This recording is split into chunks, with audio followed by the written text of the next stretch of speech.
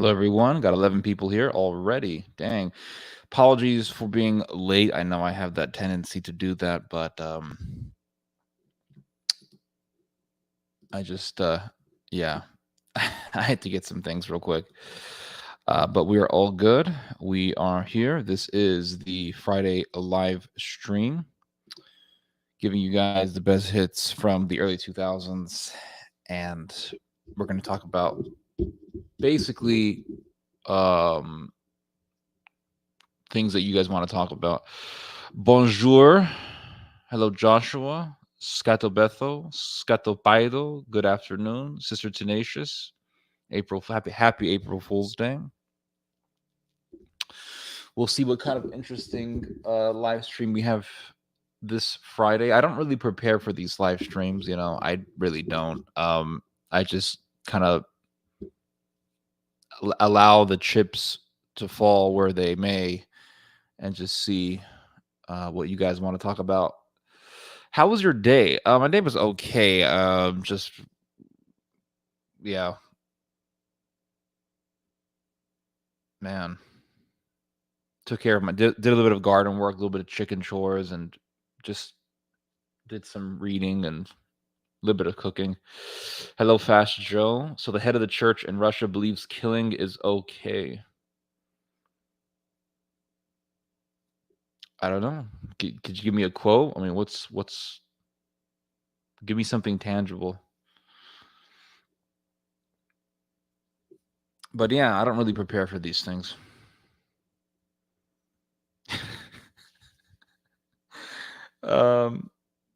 Did hear of terrorist attack? Yes, in Israel. Yes, I did. Palestinian guy got a gun and murdered. It was 5 people. Horrific.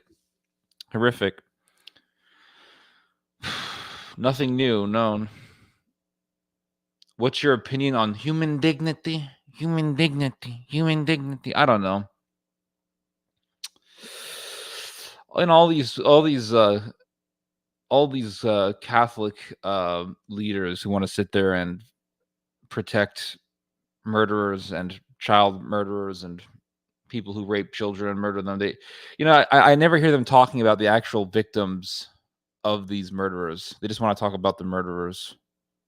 So, like today, I was listening to, believe it or not, I was listening to Dennis Prager, and I've been very critical of him over the years, but I was listening to him, and he was doing a video on the death penalty, and I thought it was really fascinating. He talks about, somebody accused him of praising the murder of a human being because he supports the death penalty. And Prager said, I forgot what did he say? I forgot the answer that he gave the guy. He said, I believe in, I'm loud. Oh, yeah. He was talking to a guy who organized a vigil, a candlelight vigil for a guy who was about to be executed. And he accused Prager of gloating in the death of a human being because Prager supports the death penalty. And Prager said, when was the last time you did a candlelight vigil for the family of the victim, the family of the one who was murdered, or for the people who were murdered by a murderer? And the guy had no answer for that. So, I mean, these people just want to defend murderers, and yeah. He backs Putin. So, okay. And your point is, Augustine talked about how just war can be good, or war can be good. And just because war involves the death of people doesn't mean that the church can't support it.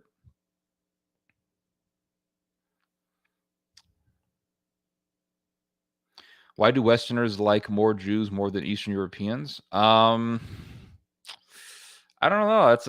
That's a controversial question. It definitely requires a controversial answer, because Israel has bombed people, and civilians have died. Thousands of civilians have been killed under Israeli bombs. And Westerners will rationalize that, and they'll make arguments in defense for Israel, but for some reason they can't lend that same sort of courtesy to Russia. So there's definitely a bias there, I would say. Hello, Goods.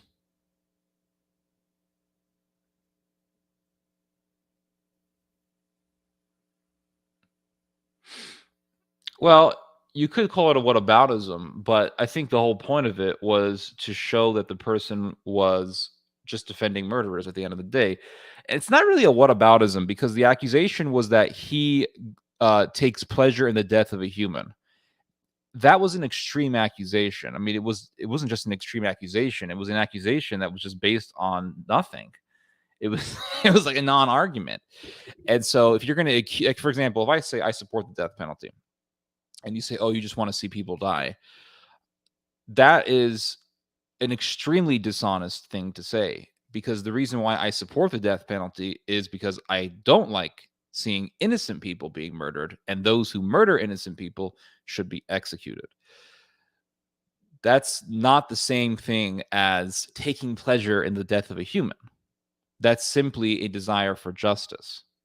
So because he had a dishonest accusation, or he had a dishonest accusation, then if you're going to accuse me of taking pleasure in the death of a human, I'm going to turn it on you and say, wait a second, buddy. Uh, since you love humans so much, then why aren't you doing a candlelight vigil for the victims? If you believe in defending life so much, so it was a dishonest accusation that required an argument that would put it against him, because the very accusation itself was in bad faith and really was manipulative by its very nature. He should harder to know. Hello, Goods. Gonna be elections here in France this month. We'll see who wins. Another way of saying whataboutism is context. Politics. Yeah, context. Mm-hmm. But spent a few hours actually reading on the death penalty. Believe it or not, I know, right? It's been a subject that I have been thinking upon a lot. That in Ukraine. But it's very interesting when they say that the death penalty cannot be a deterrent, right? The death penalty, it doesn't work as a deterrent. It doesn't work as a deterrent. It's not a deterrent. It's like, okay, well, Saudi Arabia has one of the highest rates of capital punishment on earth, and they have one of the lowest murder rates in the world. 0.8 murders per every 100,000 people in Saudi Arabia, which is almost zero. Very, very low murder rate. The West Bank has the state of Palestine has the death penalty, and their murder rate is also around the same as that of Saudi Arabia's. Israel, on the other hand, doesn't really have a death penalty, and I mean, the last time they executed somebody was, I think, when they killed Adolf Eichmann. And Israel's murder rate is actually higher than that of the West Bank. The state of D.C., or it's not really a state, but Washington, D.C., the capital of the U.S., does not have the death penalty. And yet it has the highest murder rate in America. So it's not really that cut and dry. Around, I want to say less than 1% of all murderers are actually put on death row in this country. And almost none of them actually get executed. So I don't really see how you can say the death penalty is not a deterrent when we're not really using the death penalty that much in this country. The death penalty is almost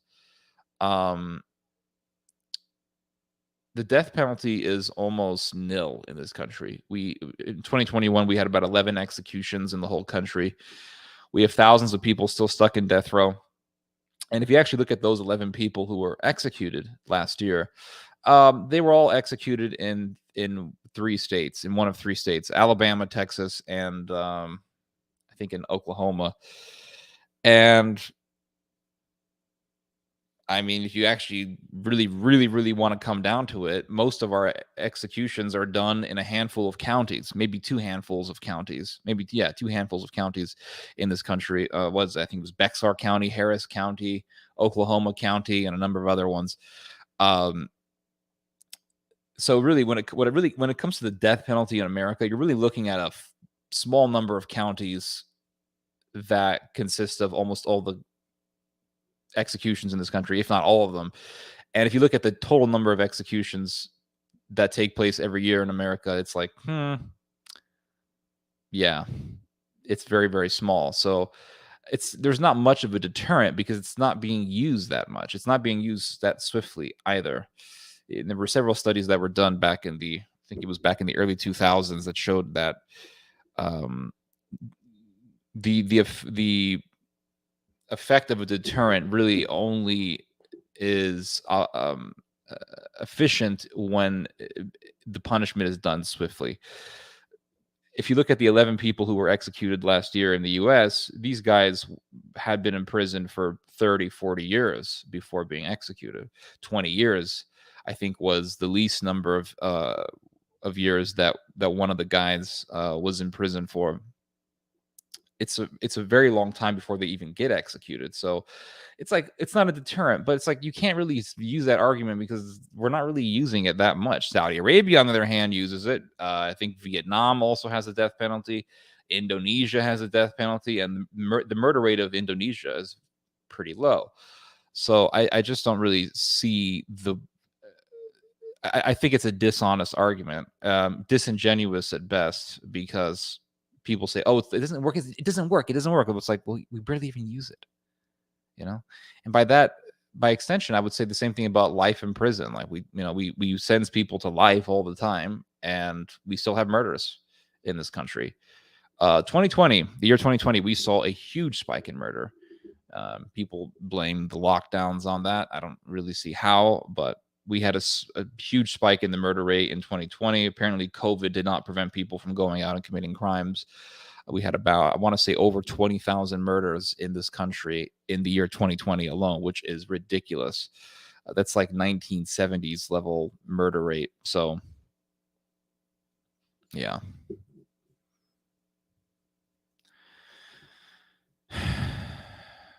Chopo, you are correct.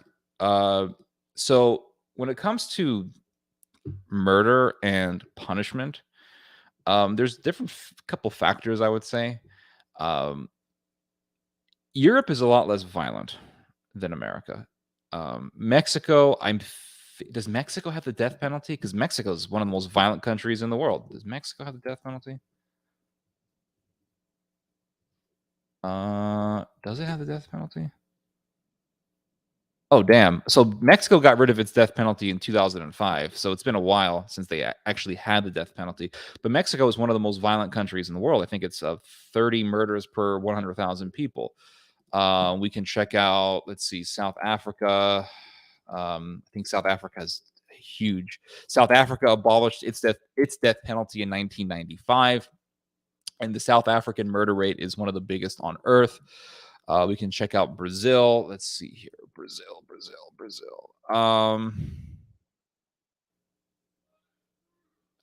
Capital punishment in Brazil. It's not giving me a yes or no answer. Okay, so it says that the death penalty is pretty much abolished in Brazil, and the murder rate in Brazil is ridiculously high. So it's not just like, okay, they don't have the death penalty, therefore they're going to have lower rates of murder. That's just not how it works. A lot of people like to make this sort of correlation, and they'll say, well, this one place has less murder than this other place, and that place has the death penalty, but we don't, so therefore death penalty like helps in stopping murder. If you have a violent society, you're going to have higher murder rate. Even if you just say, okay, life in prison. Like, if we just got rid of the death penalty in America completely, like, no states had it. There weren't 11 executions a year. There weren't, we wouldn't have less than 1% of murderers being put on death row. Let's say we had none of that. We got rid of all of it. We scrapped it off the table. We're still going to have a high murder rate in this country because of the culture. America is a very violent country. I keep telling people that. It's a violent country. It really is. We have, for example, amongst the African American population alone, we have, there was like over 7,000 murders a year and that's just within the African American population. And it can vary. It can be higher than that in some years. And then amongst the white population, we also have. I mean, it's not as high as the African American population, but we also have a substantial amount of murders. If you look at a lot of the school shootings that have happened, the spree shootings, the spree killers, a lot of them, if not most of them, are white. It's horrendous. It really is horrendous. Serial killers. And I mean, there are some horrific stories that you can read about in this country. For example, in 2010, this is one of the most sickest stories I ever read. And I mean, if you're sensitive to graphic details, then just get off this live stream. But there was a guy, and I want to say in the state of New York, I think his name was Matthew. Was it Matthew Hoffman or something? It was his last name was Hoffman. Let me look it up real quick. Hold on. Murderer. Yeah, Matthew Hoffman. So Matthew Hoffman, he was in Ohio, actually, not New York. This guy worked for a tree cutting business. So they'd go and, the title is self-explanatory, right? They'd go to somebody's backyard, they cut some trees, and they get money. Tree cutting business, right? You can make pretty good money off of that here. And this guy never murdered anybody before. People didn't expect him to be a murderer. But he decided to rob a house, even though he had a job. He was cutting trees for a living, and he had a house. I mean, this guy had a house. He had his own house. He had a job. He wanted to rob. And he decided to burglarize a house. He breaks into a home. I'm not sure if he was scoping the place out before or if he just picked a random house. But he broke into this house when nobody was home. And I think he was robbing property. And the mother in the household came into her house. She was coming home from work or from wherever, and he murdered her. I believe Hoffman stabbed her to death. And after that, some of the kids come home from school. Three kids come home from school. He murders the brother, the sister, and then there was a young girl that was there. I'm not sure if she was related to I think she was related to the family. I'm not certain actually about that, but she was, I think she was 12 years old, and he decided to use her as a sex object, and he cut the bodies up, and I think he took the young girl to his home and kept her in his basement. He dismembered the bodies of her family and went into his backyard, and because he knew a lot about cutting trees, he put the body parts in a giant plastic bag, and he put the bag inside of the tree, and then he sealed it up to make it look like nothing happened, and it was just a tree. Investigators eventually figured out that it was Matthew Hoffman who was the murderer, and they went into his backyard. They opened up the tree, and there was the bodies in the bag, the dismembered bodies. And to me, Matthew Hoffman deserves death. But that happened in 2010. That wasn't that long ago. That was over a decade ago. Things like this happen in this country. And I know they happen in other countries as well. They do. But for some reason, it's like, man, if you look at the European Union, and I said this before. I remember reading this years ago. Not years ago. I remember reading this last year. It was a statistic from I think it was from the United Nations. I don't remember, but they said that in 2017 there were like tens of thousands of murders in the EU. I may have misread it. I think maybe it was saying there were tens of thousands of murders in the EU over the duration of years. But every time I look at the murder rate in the EU, it's like 8,000 murders a year, 7,000 murders a year, and it varies within that number, right? It varies within this group of numbers. Could be 7,000, 8,000, 9,000, something like that. In America, we have over 20, in 2020, we had over 20,000 murders, and there are more people living in the EU. And it's like, how come the EU, I know they have murderers, but they don't have as much as the US does. And then if you look at China, China's got 1 billion people.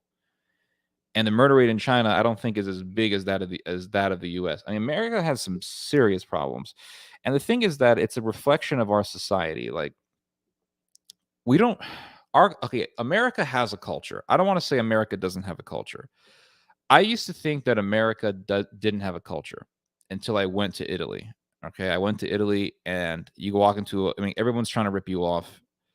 You try to get a cab somewhere, and they're trying to rip you off. You go to the hotel, they know you don't speak English, they're trying to rip you off. You go to a restaurant, they try to rip you off. You ask for a soda, they give you a can. There's no free refills. Um, there's no AC anywhere. You're super hot everywhere you go. Service, the idea of like service and the customer, that they threw that out the window. They don't have that. Okay, I went to the airport in Rome when I was flying back to the States, and I'm not even exaggerating. Like there was a whole line. The whole line was packed, and these airport employees were sitting there, and it's like 7 a.m., 6 or 7 in the morning. And these employees are just sitting there on their computers, and they don't say shit to you. They don't say anything. They don't say like, "Hey, good morning. I'm going to be with you guys in a second. Let me just take care of something." Like that doesn't exist. They're just sitting there they act as if you don't exist. It's almost like they were trained to act this way. And I remember seeing this male Italian employee with a bouquet of flowers walking around. I was like, "What's this guy? Is he preparing for Valentine's Day or something?" And you're sitting there for like 30, 45 minutes, and nothing's happening. And you're just like, okay, there's definitely cultural differences. I went to the Netherlands, and the service in the Netherlands was, it was like a clock. It had the ingenuity and the precision of a clock. I mean, everything was perfect. Boom, boom, boom. Get on the plane. It was just, everything was super fast. So there definitely are cultural differences. America has a culture, right? And American culture differs between the regions. So culture even if you go, for example, in the state of Texas, culture will change based on the region of Texas that you're in. So there's a difference between culture in, let's say, West Texas, when you're getting closer to New Mexico, and the culture at far East Texas when you're getting closer to Louisiana. Different cultures. If you go up to the Panhandle, if you go down to the Valley, which is near the border with Mexico, different cultures. Same thing. Like if I went to, let's say, if I went to Pennsylvania, there's going to be definitely a cultural difference between people in Philadelphia and people in the countryside in Pennsylvania. It's two different cultures. There's different cultures. The problem with America is that there's not a huge sense of family in America. There really isn't. Like nobody really stays in the same place. Talk to people in America. It's rare to meet people whose families are within within the same area, or within the same city, or within an adjacent area.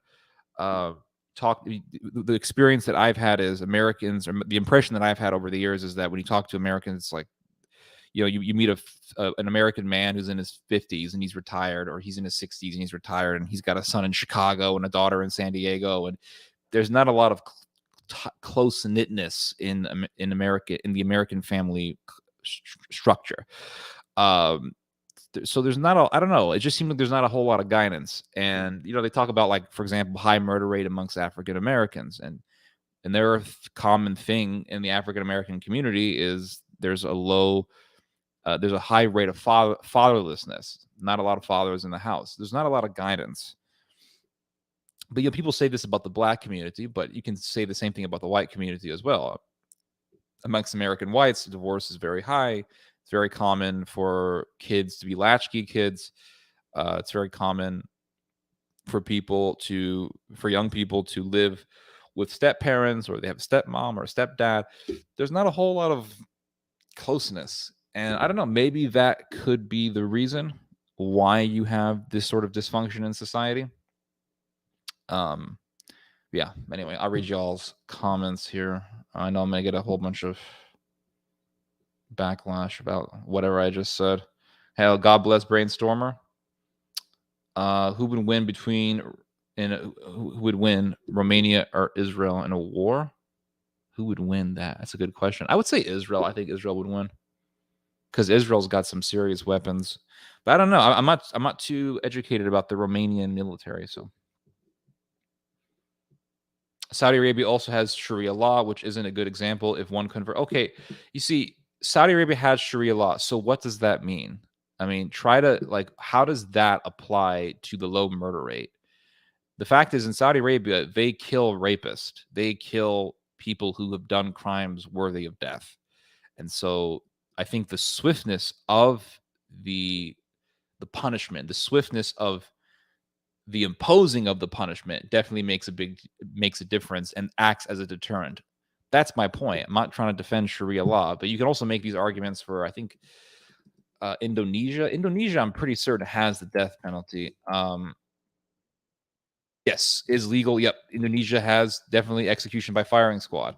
Let's look at Vietnam. Vietnam is high. Yep. Legally. Yep. The Human Rights Measurement Initiative gives Vietnam a score of 4.4 out of 10 on the right to freedom from the death penalty. Freedom from the death penalty. It doesn't matter if you murdered an innocent person. No, you deserve freedom from the death penalty. It's like, well, no, you can go F yourself. Albania, Israel and Palestine, historic Albanian clay. Then there's the hypocrisy with how the Saudi royals conduct themselves in private. Okay, we're not talking about how elites conduct themselves. You can probably make that argument for almost any country. I mean, Jeffrey Epstein was involved in crimes and he was released. So, yeah, but doesn't change the fact that people who have done his crime, the crime that he did, deserve punishment. So maybe the 0.8% murder, maybe that's in Saudi Arabia, maybe that's just done by the royal family. I don't know. Either way, it's a much safer country than the United States. Like, I've heard Saudi Arabia is a super safe country. You can just walk around and you feel safe. Same thing can be said for the West Bank. I've heard people have told me, like, I've been to the West Bank and nothing happens. You walk around, like, you're not really afraid of being killed there. In Brazil, forget about it. In Brazil, you have to have some extra. I have heard this from people. Like, when you go to Brazil, you have to have extra money prepared so you can give it to the guy who's going to try to rob you at knife point. It's that bad over there. Like, so you go to Brazil, you go to Rio de Janeiro, you go to Sao Paulo, and you got to have a little bit of money that's not with your wallet. So when they put the knife or the gun on you, you can give him something. Because in Brazil, I have heard that if you do not give a thief what he wants, he will kill you. And the reason why he will kill you is because he wants to send the thieves in Brazil. They want to send out a message that if you don't give us the money, if you don't give me the dinero, I'm going to kill you. And that's why a lot of Brazilians leave Brazil. Okay. If you go to, you're like, Ted, I don't see any Brazilians around me. Go find your nearest Brazilian jiu-jitsu school. That's where you'll find them. Okay. Brazilian jiu-jitsu schools are Brazilian ethnic enclaves. Those are immigration powerhouses. Those are conduits for Brazilian immigration. That's what I figured out when I went to a jiu-jitsu school. I stayed there I didn't live there, but I trained there for a little bit. And there were a lot of Brazilians there. And I'm not condemning them. I mean, far from it. If I was Brazilian, I would do the same thing. I don't condemn people for wanting to escape their shithole countries. They want to get the hell out of there. And I remember my last day training at this school, this Brazilian guy sat next to me. He starts talking to me. Very, very nice guy. And he said, so I asked him, like, which part of Brazil are you from? He said, I'm from a small town where near a beach over there, very, very safe place. Not a lot of violence. No, very, very, very tranquil, very calm place. But if you go down to Rio de Janeiro, if you go down to Sao Paulo, he says, they're bad, man. They kill you for nothing over there. They kill you for nothing. Yeah. And Brazil doesn't have the death penalty either. So the whole argument of like, well, the death penalty doesn't really act as a deterrent. Well, apparently prison doesn't act as a deterrent. Apparently there's many things that don't act as a deterrent if they're done in a way that's not efficient. If you drive down the road and you see a sign that says, hey, if you commit this traffic violation, you will be fined $300.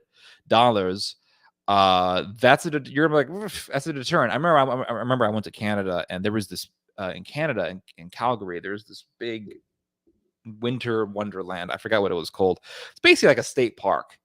It's one of those state parks where you could actually not come back because it's huge.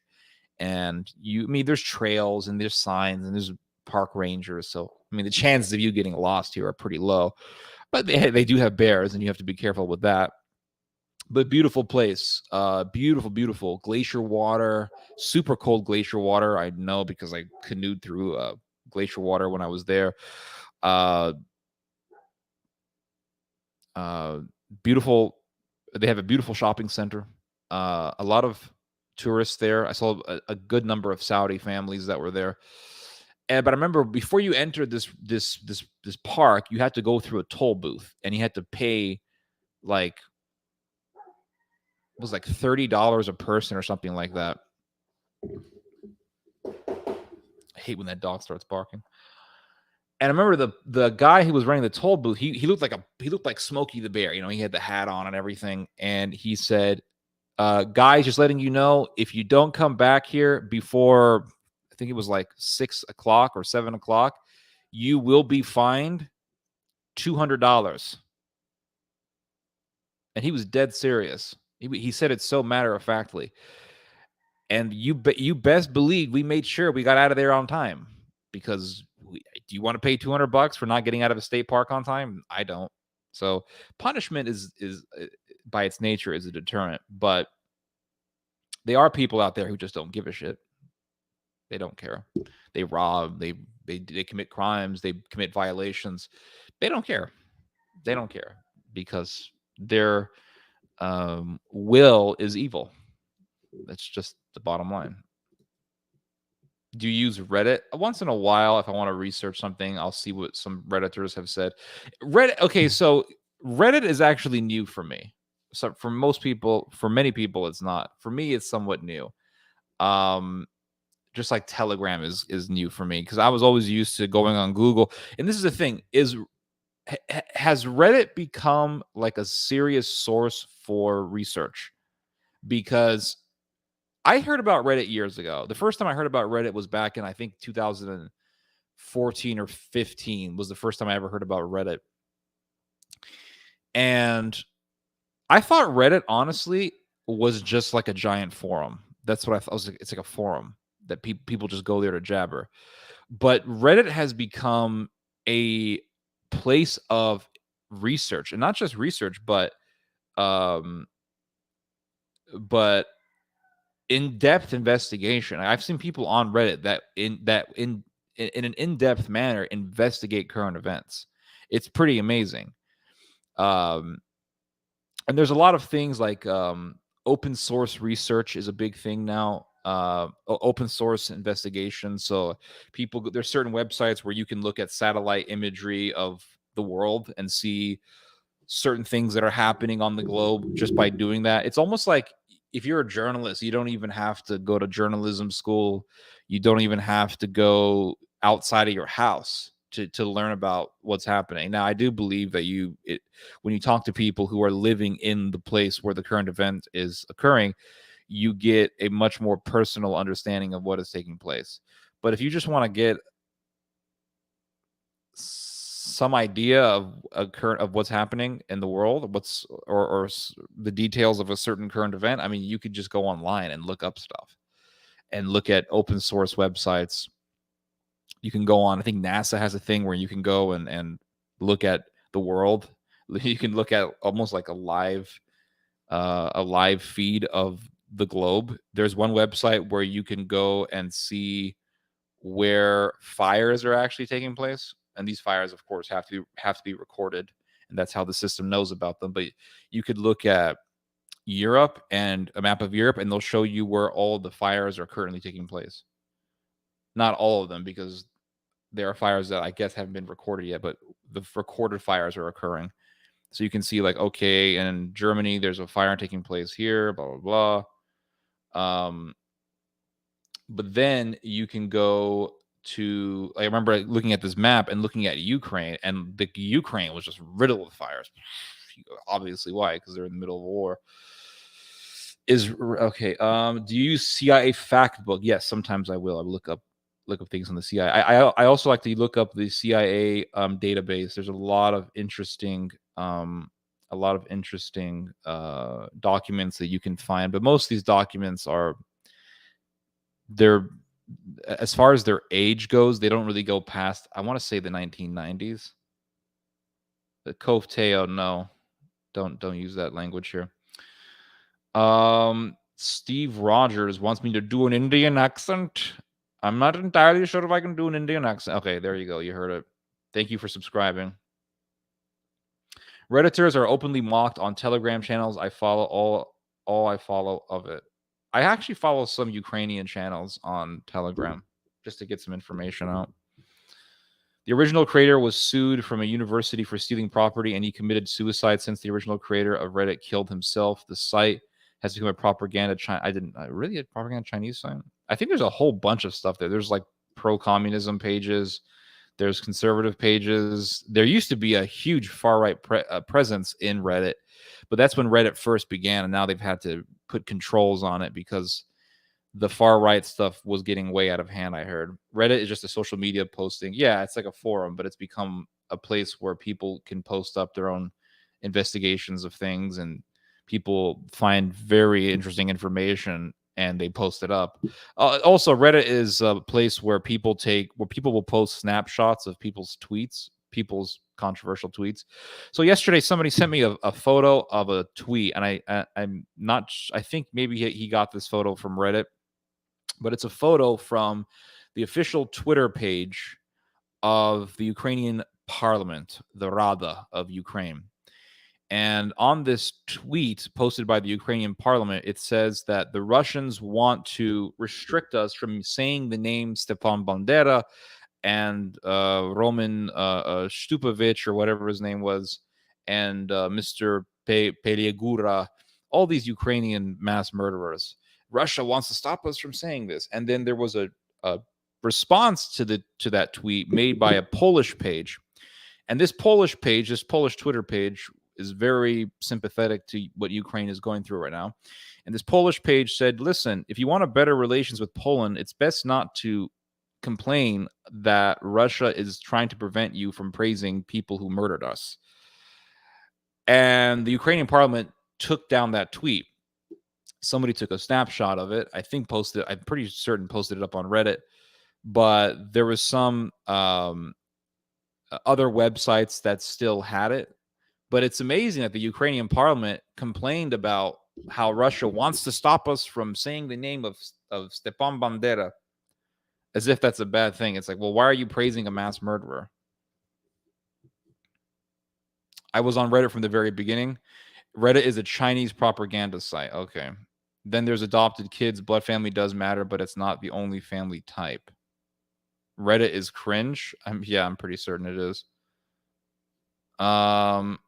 There's step parents who are more truer parents. I agree with you. Yes, Heather, I agree with you. They are step parents who are better parents than biological parents. 100%. 100%. I don't think there's an excuse for violent behavior.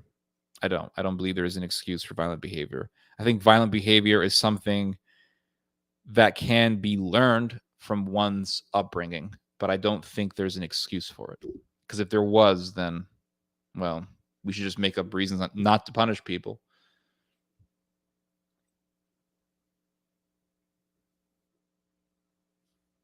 We have death penalty in Indonesia, but there's some movement here to try to cancel the death penalty or postpone. Yeah, well, we better fight those guys.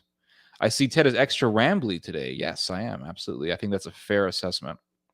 There's a close-knit families in U.S. It'll vary with different cultures, place, life. Yeah, I agree. It's not all cut and dry. You received a purple belt in Brazilian accent. Dude, I heard that Brazilian accent so much that I picked it up pretty well. So I trained under a Brazilian woman, very feisty lady. She was a black belt, and she was a tiny little Brazilian girl. But goodness, if you once she got her legs around your shoulder blade and she grabbed your arm, I mean, you were tapping, like your arm. She would jerk that arm back so hard, she could really tear your elbow up. Brazil. Brazilian accent imitations. I heard that Brazilian accent so much that I picked it up pretty well. Recidivism rates are very high in America, which is why I don't really understand the whole Vatican position, which is like I spent some time reading on the Vatican's position on the death penalty yesterday, well, and the day before that as well, and it basically goes something like this. And the Vatican just gaslights people all the time. So this is what happens. This is how they word it, right? And this goes back to John Paul II. I mean, it goes beyond Francis. Okay, the cancer is deep in the body here. So it's the death penalty is bad. It's contrary to the gospel. It's an attack on human dignity and all this nonsense, right? But then you have this other part that these anti-death penalty arguments hinge upon. So the death penalty is evil. The death penalty is wrong or whatever. It's an attack on humans. It's bad. Blah blah blah. Human dignity. So you got that part, but that part hinges on this part. Okay, the bottom part, and the one that it's hinged upon says that the death penalty was necessary at one point in time, but now it's no longer necessary because of modern prison infrastructure. So anytime you want to say, hey, the Pope is against the death penalty, the pro-papist, the I sound like a complete Protestant now, the pro-Francis people, the Party of Francis comes out and they say, no, he's not against the death penalty. He's simply saying that we don't need it anymore because we have modern prison infrastructure. And it's like, well, yeah, but he's saying all this stuff about how it's an attack on human dignity. It's contrary to the gospel. I mean, I've heard several bishops say that it's cruel. Well, yeah. He did say that, but that's only applicable when it's no longer necessary. So now it's no longer. So now it's bad and it's cruel. So it's like the Vatican has taken this abolitionist argument, and the Vatican says that the death penalty is unnecessary and that it's cruel, or it's an attack on humanity or whatever. It's really no different than any anti-death penalty abolitionist argument.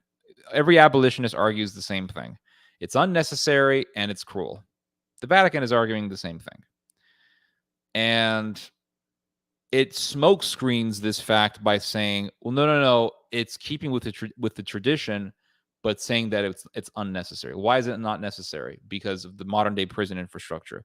Okay, then why can't you just say the death penalty is unnecessary because of modern day prison infrastructure? Which is, I mean, even if the Vatican did say that, I would take issue with it. But why do you have to say it's unnecessary because of modern day prison infrastructure, and it's also contrary to the gospel and it's an attack on human dignity? Why do you have to add those things? Because the Vatican has taken an abolitionist position. Now, hold on a second. My cat wants to come in. Here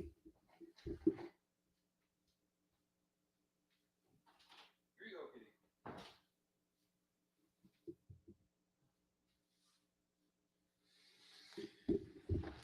So,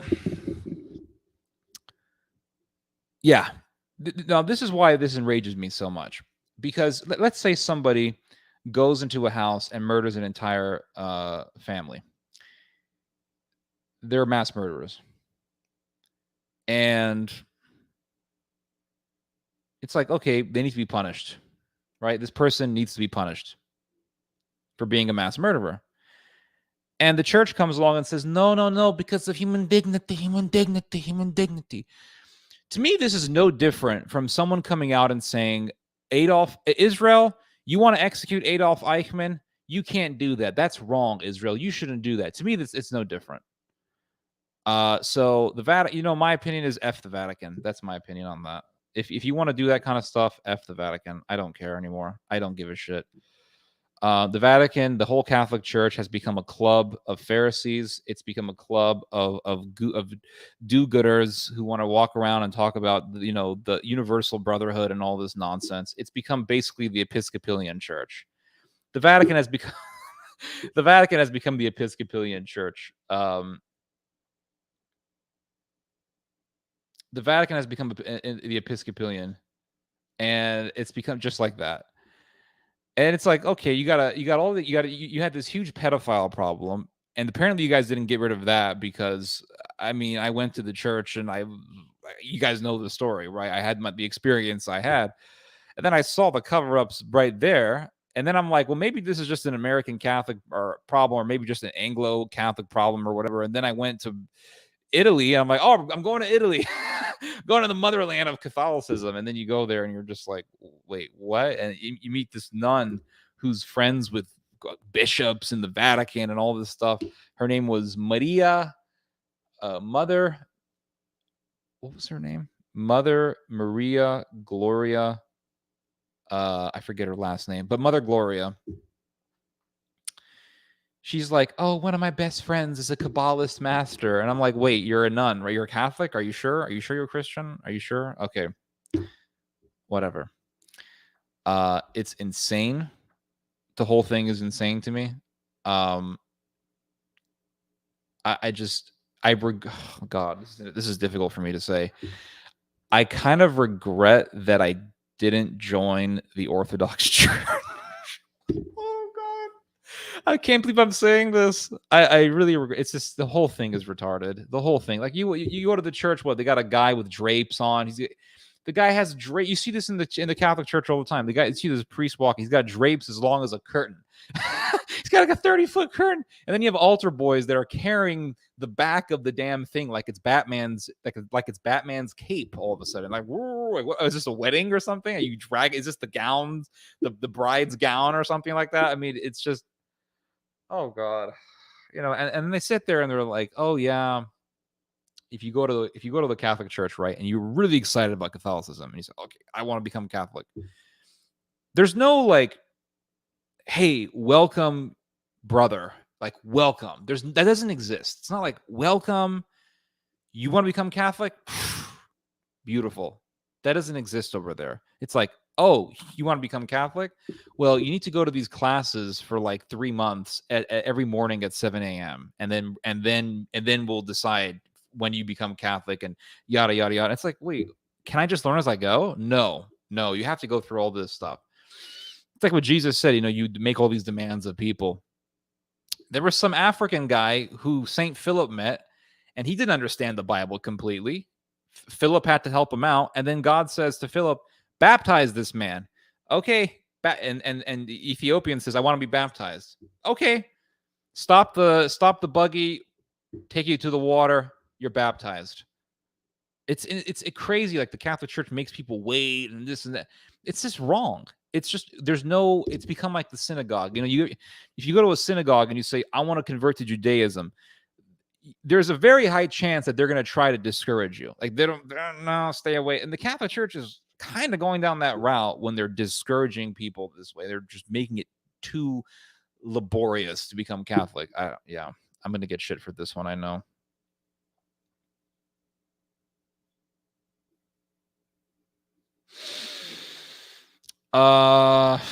Just advice. Do not get a line cut for your cats. My poor cat got his hair cut way too much. Okay. Here comes Ted's confession. Do you believe in God? Absolutely, I believe in God.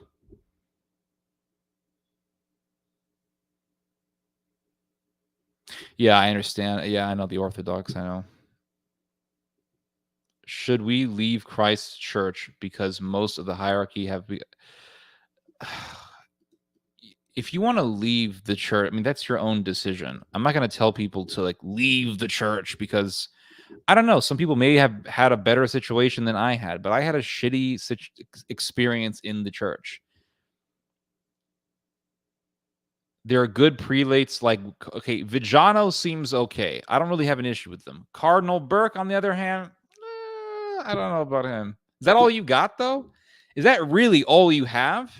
Is that really what it comes down to with you? Burke, everybody says the same thing. Burke. What do you got? Burke. It's like, hey, there's a huge problem. Burke. Okay. Well, is that all you got? Is this Burke guy and some guy named Vigano who's kind of been ostracized by most of the hierarchy anyway? So am I supposed to be just like a slave? Like I'm supposed to go? I have to go to the? Yeah, but the priest is a homosexual predator. Well, that doesn't matter because the Holy Father is here, so it doesn't matter because the church. It's the church. Like there has to be a limit. I'm not going to tell anybody to leave anything, okay, unless it's like the Church of Satan or something. But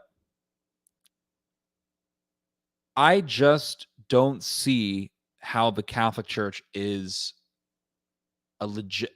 I just like people say it's founded by Christ. Okay, it's founded by Christ. Fine, I agree. But the way that it is now, it doesn't look like it was founded by Christ. It doesn't reflect that. It just doesn't reflect it. Um, and the reason why I say this is because it's obvious. It's just obvious, and it's become a shadow of its former self, to use the cliche. It's become a hollow, dead tree. That's what it's become. Yeah, that's what it's become. I just don't. I have no.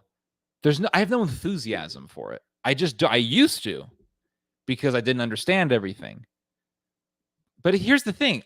When I was in the church, I didn't sit there like, oh, I'm going to find the evils in you. I'm going to find it. I wasn't trying to like hunt it down. It came to me. That's how bad it was. It came to me. Okay? Now, apparently, maybe I was too good looking for the Catholic Church. Maybe that's what it was. I don't know. Maybe only ugly people have. Maybe I God made me good looking. I don't know. Maybe God should have made me ugly. I would have had a better experience. I don't know. But it was like in the church, you had all these freaks that were like, oh yeah, Ted, oh yeah, weirdos, just complete weirdos. I'm partially joking here, but it's like it's like when you look at the church and you see the majority of priests are homosexual. I mean, like statistically, this has been studied several times. Or we can at least agree that there's a substantial population of homosexuals in the Catholic priesthood. Okay. When you look at the Pope himself saying, "Oh, we need civil unions," when you look at the Pope, several popes, Pope Francis and John Paul II, playing the harlot with false religions. When you see Pope Francis kissing the hand of a heretical theologian who believes in integrating homosexuality with the Christian faith. I forget his name, some Italian, or I think he was French or something. When you see that sort of thing, when you see Father Martin being allowed to go around preaching the shit, I mean, you would think like, okay, the Catholic Church founded by God, you would think there was a bishop who would be like, Father Martin, you're done. Stop. No more. No. He's writing a book.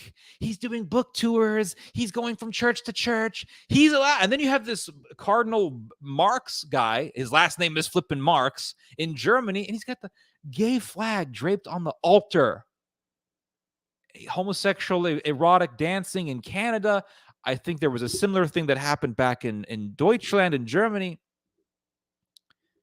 It's like, and then I'm to blame if I get pissed off at that. If I get pissed off at that, I'm supposed to be what, like a submissive little pawn?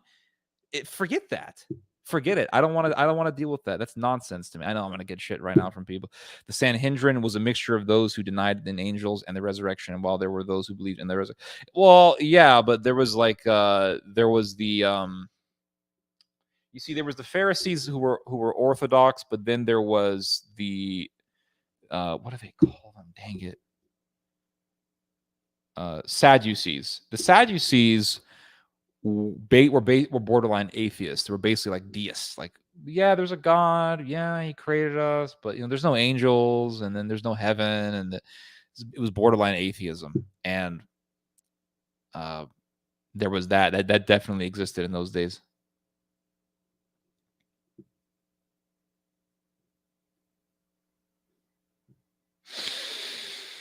One of their end times events are Jesus Christ toppling down crosses in churches. Whoever wrote that certainly has a weird sense of humor. Yeah, I know.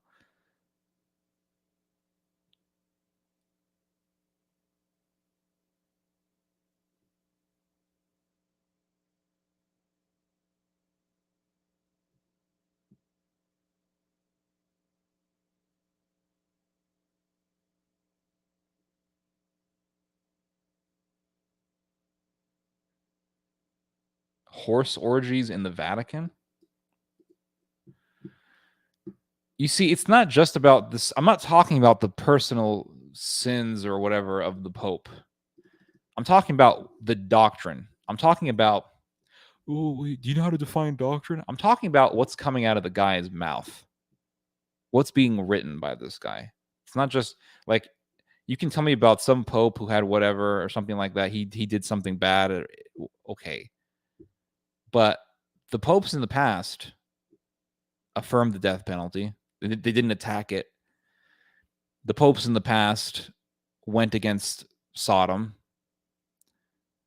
The popes in the past, but again, you can probably find some stuff in the past. Yes.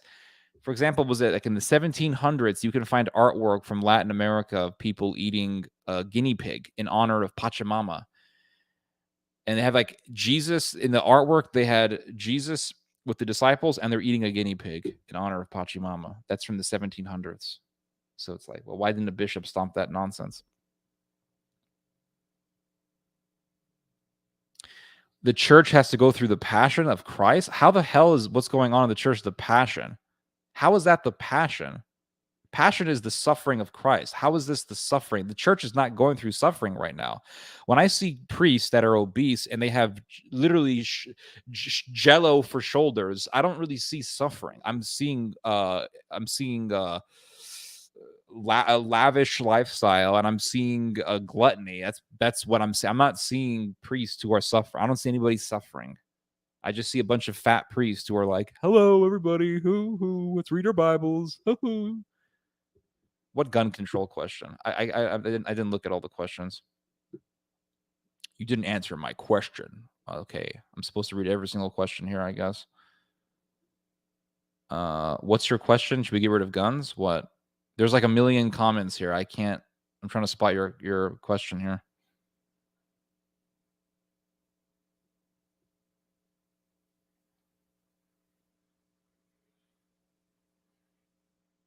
I don't really see your question.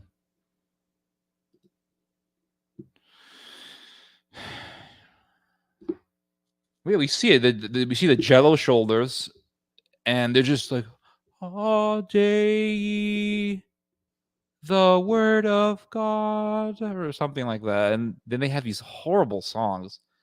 Like, yeah, there used to be a time in the church they had like beautiful music, Gregorian chant. They had Ambrosian chant. It was epic. It was epic chants. Very sublime. People could say masculine, but there's definitely a feminine attribute to that music as well. It's a good balance between the two, I would say. And it was just beautiful, absolutely beautiful. And now what do we have? We have a bunch of major high notes being sang in the choir, and it's just crap. It's garbage. If gun control was strict, would the murder rate decrease? It depends on the society that you're in. So in Norway, or I think they have a strict gun rights in Norway. There's not really much of a murder rate in Norway. I think the same thing can be said for Japan. But you see, some societies are less violent than others. In Mexico, they have gun control, believe it or not. It's difficult for a civilian to get a gun in Mexico. But it's not difficult for a criminal to get one. And so you have a very, very high murder rate. So I think it depends on the society. I think if you're living in a society with high crime, civilians should be allowed to have guns. They should be allowed, because I'm pretty sure everyone in this chat has heard this. If you outlaw it, if you restrict gun possession, criminals are going to find their way to get them, and they're going to use them against innocent people. So no, I don't think it'll necessarily lower crime rate. No, I don't believe that. My vision of the Vatican is not one of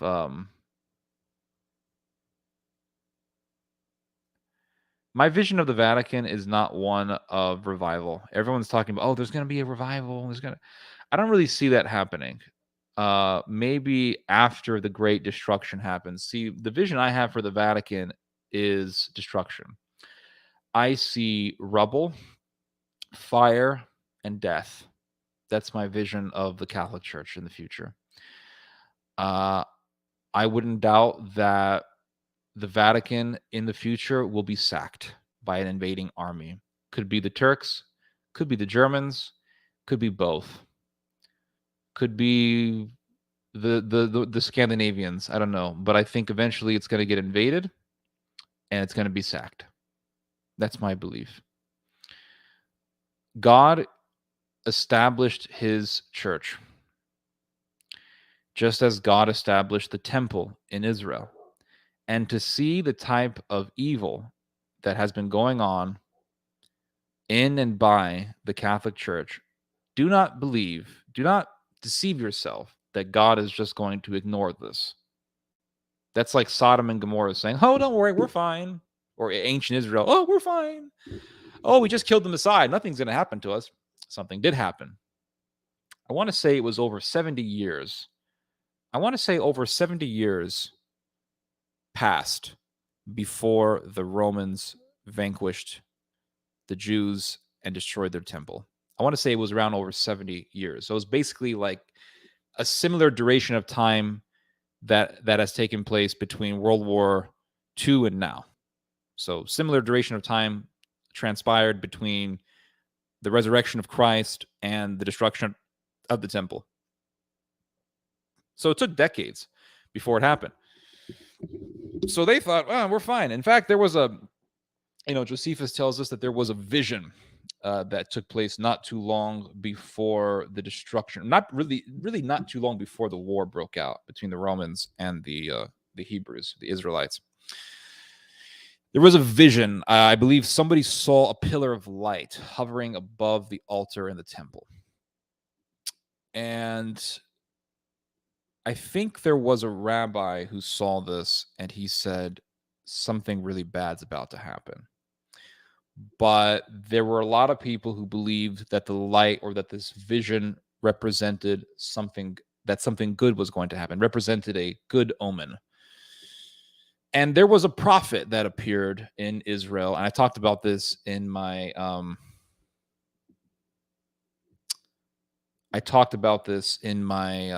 one of my past videos. I did a bunch of videos on my readings in Josephus. And Josephus tells us that before the war broke out, a prophet appeared in Jerusalem. And he said something like, a wind from the east, a wind from the west, destruction comes to this city. And people were greatly annoyed by this guy because he would sit in the street for hours every single day saying the same thing over and over again.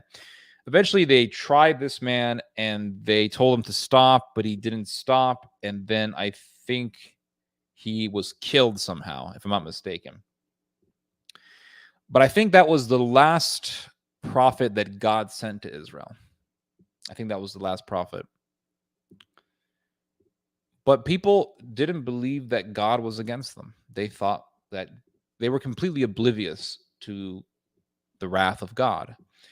And Christ, you see, here's the thing, is the people who are mad at me for what I'm saying, they say, well, Christ established the church.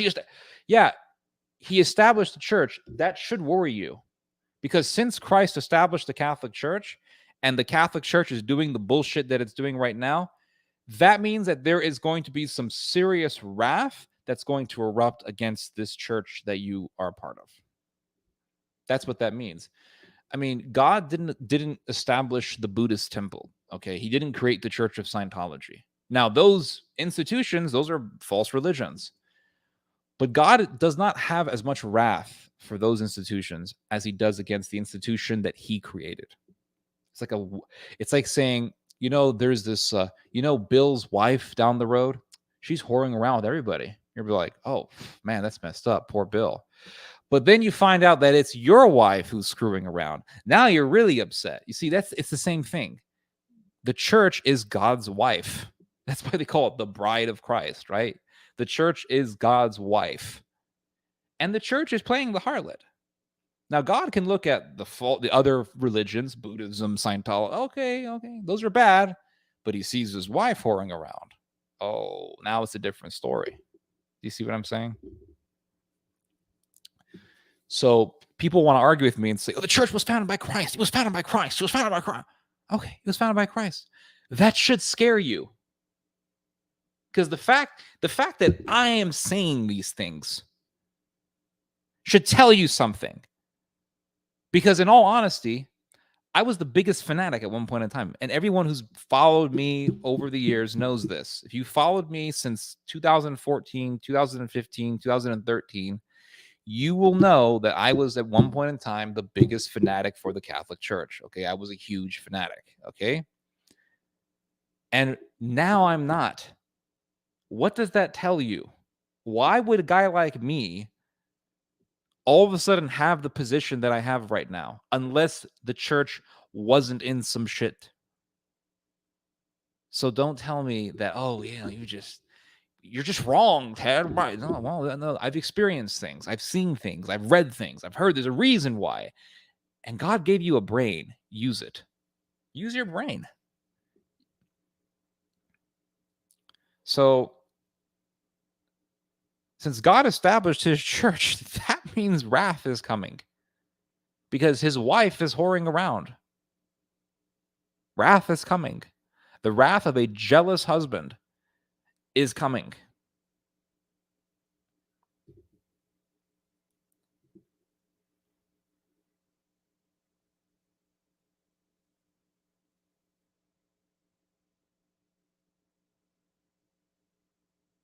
The Romanian Empire shall rise, yes.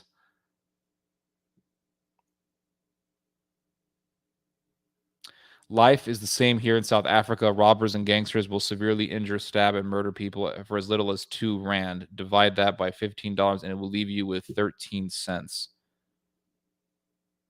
Only high IQ criminals evade gun control. Low IQ can't smuggle or make guns. What? Oh, now you want to kind of like deflate. You want to veer off into eugenics, I guess.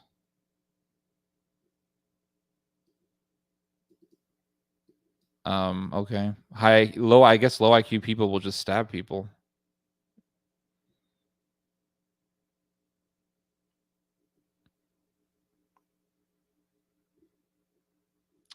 Jesus left us a church with authority, not a Bible.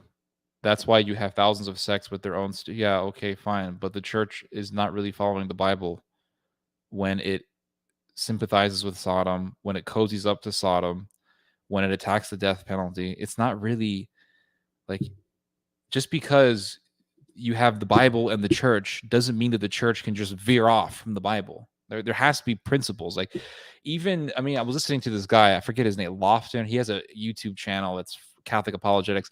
Even I don't agree with everything that guy says, but he says that the catechism is not the sole authority. Like, because the catechism is based upon the catechism has to be based upon some authority that's recognized as an authority. So basically, if you are contradicting the Bible, then I don't care if you're the church. Like if you're contradicting the Bible, you're contradicting the Bible.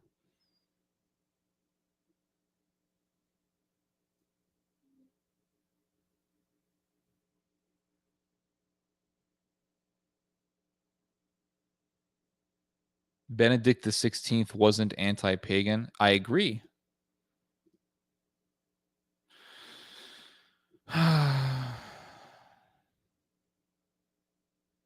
Lofton went ortho and came back. Watch more of his video. Oh, he went ortho? Okay. Okay, great. I mean, people make their own decisions. Do you see World War III possibly happening in next few months? No, I don't. Maybe in the next few years. If I had to make a number, you know what? Hold on a second.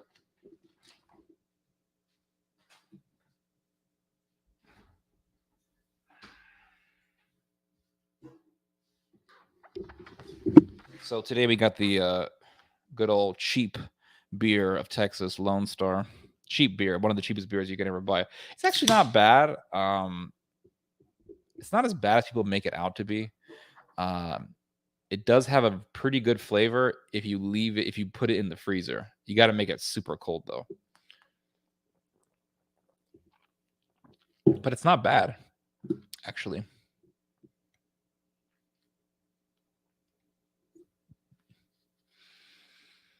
Texan beer. Oh, yeah. Do you see World War III? No. I see. If I had to make a guess about World War III, I would say I would say 2030s or 2040s.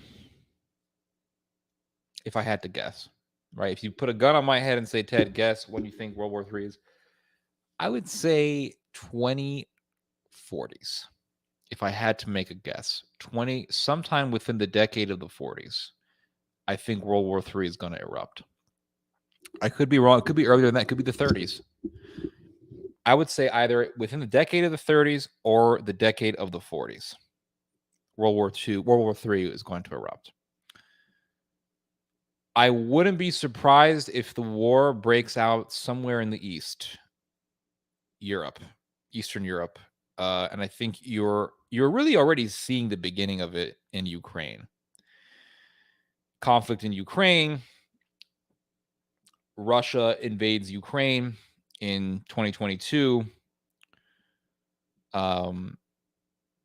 The conflict is still ongoing, and even if they have a peace talk, I really wouldn't put too much faith on that, because when the Russians and the Ukrainians were fighting in Donbass, there were 29 ceasefires agreed upon, and all of them were broken.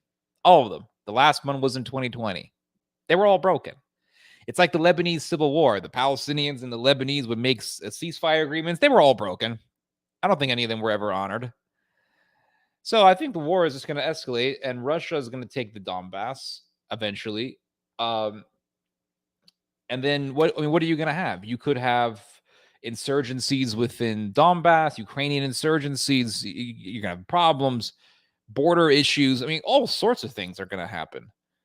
And perhaps the conflict is going to escalate so much so that Germany is going to say, hey, we need to put some peace officers there, peace force there. Okay. Germany puts their soldiers in Ukraine. And I think if that were to happen, it would be a sign of escalation. It would be a presaging moment for escalation. And then, of course, you have Turkey in the Far East, the far east, Western Asia, which is where Turkey is. Turkey is going to want to take more and more territory. And I think eventually there's going to be some kind of conflict between Russia and Turkey over the Black Sea, over the Dardanelles into the Mediterranean, over Syria, over the Caucasus. That's a big deal. So we're already seeing the signs. And if you want to take it even further back, we were seeing the signs in the 90s with what happened in Yugoslavia, with what happened between Russia and Chechnya in the 90s, what happened in Afghanistan with the Mujahideen. With the destruction of Yugoslavia, I don't know, Chopo is probably going to say something, but with the destruction of Yugoslavia, you had all these independent states formed, and I think that would probably that is probably the fact that now the Balkans is multiple states as opposed to one. Turkey is eyeing that and saying, oh, look, it's all just multiple states. Well, we used to control Bosnia. We used to control Serbia. We used to control these countries. And I think Turkey wants the Balkans back. I wouldn't be surprised that Russia and Turkey are going to be fighting over that. Turkey's going to have its proxies. Russia's definitely going to have its proxies in Serbia. Serbia is a big Russian ally.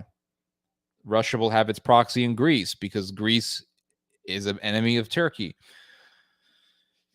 You have the Iraq War with the destabilization of the Middle East, all the chaos in the Middle East, that gave the opportunity for countries like Turkey and Russia to enter the Middle East. Now there's a competition in the Middle East between those countries, between Turkey and Russia. And then, of course, you have Japan versus China. That's another atmosphere of tension, territorial tension, maritime tension that has been ongoing for many years. And the Chinese and the Japanese are still arguing over who owns the Senkaku. They're vying for a dominating presence in the in the Pacific Ocean. And then on the back view, you have America. And America is sort of just depleting its international presence. That's what's happening. So you're seeing everything forming. You're seeing the escalation building up.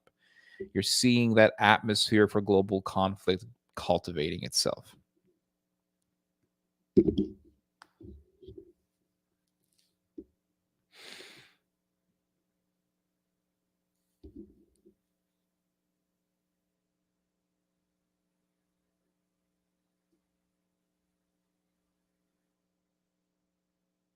$2037. That's very possible. Yeah, 2030. I could see that happening.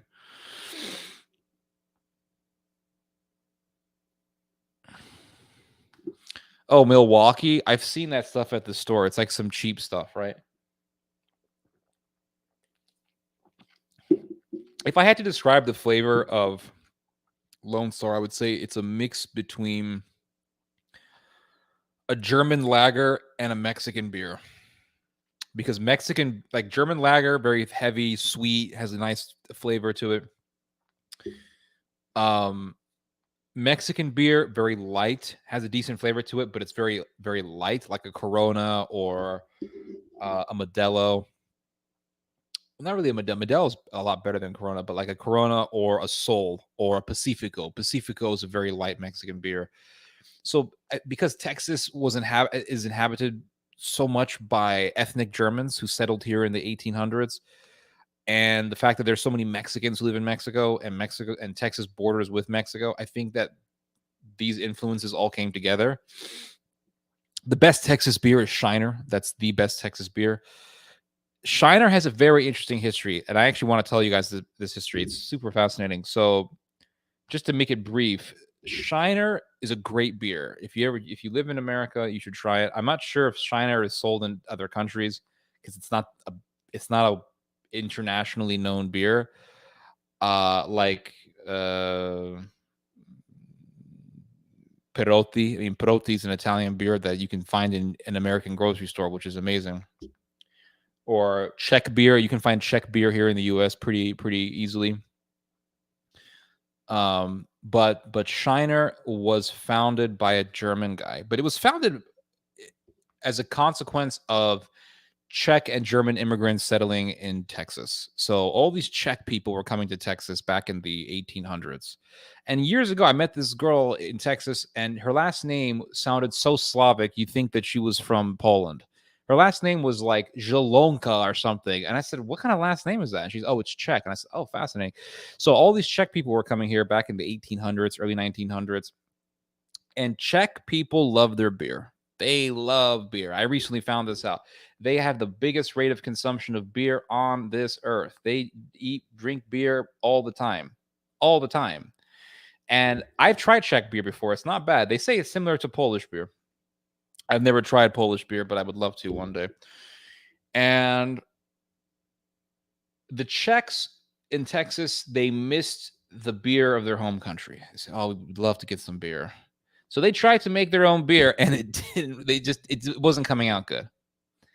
So this German guy pops up, and he said, oh, look, Czech people in Texas are demanding beer, but they're not getting the beer that they want. Great business opportunity. So he was a beer specialist. So he began to brew a beer that he knew the Czechs would like, and the Czechs loved it. And they kept going to him for beer. And so from there, you had the Shiner Beer Company in Texas. Fascinating story. Fascinating story.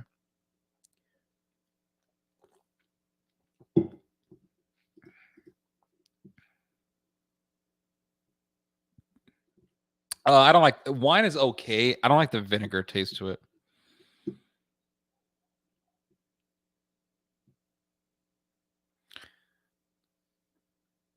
Do you think World War III will be the final war where Christ returns? I think so, yes. Czech love their beer as much as they love their German master. Ted, so you say that we can see a world without Turkey by the end of this century? Possibly. Possibly, man. The world is a very surprising place. I mean, I didn't expect Russia to invade Ukraine. We didn't expect COVID to happen. God help us for 2023. It's like, okay, 2020 happened, COVID. Oh shit, it's the end of the world. Then we got used to that. It's not that bad. You wear a mask, you go to the store, okay, you live with it.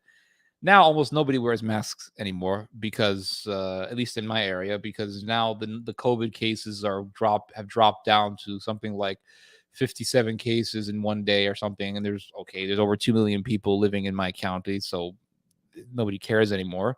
It's like, okay, COVID, we got over it. We were all terrified. Every YouTube video, every YouTube channel was talking about COVID, and people thought that COVID would get you. If you went to the mailbox and you got your mail, you could get COVID. I mean, I thought that. I mean, everybody was terrified. And then 2021 comes, and you had the giant snowstorm of 2021, which was insane. But COVID was still killing a lot of people in 2021. It was still a serious thing. And you're like, okay, when is this thing going to be over? And it's finally over. 2022 comes. Russia invades Ukraine. Oh God! So God help us for 2023. What's coming up next is all I gotta say. I'm telling you, I told you guys in January of 2020. Go back to my videos. Go back to my video that I did in the night of January 1st of 2020, New Year's. What did I say? I said the decade of the 20s is going to be a decade of militarism and war preparation, and that's what's happening. Russia invading Ukraine, militarism. Germany now going up the roof in military spending. That's military preparation. That's war preparation. You're seeing it. I called it. I'm not saying it takes a genius to make those. It didn't take a genius to make those predictions, but I saw it coming.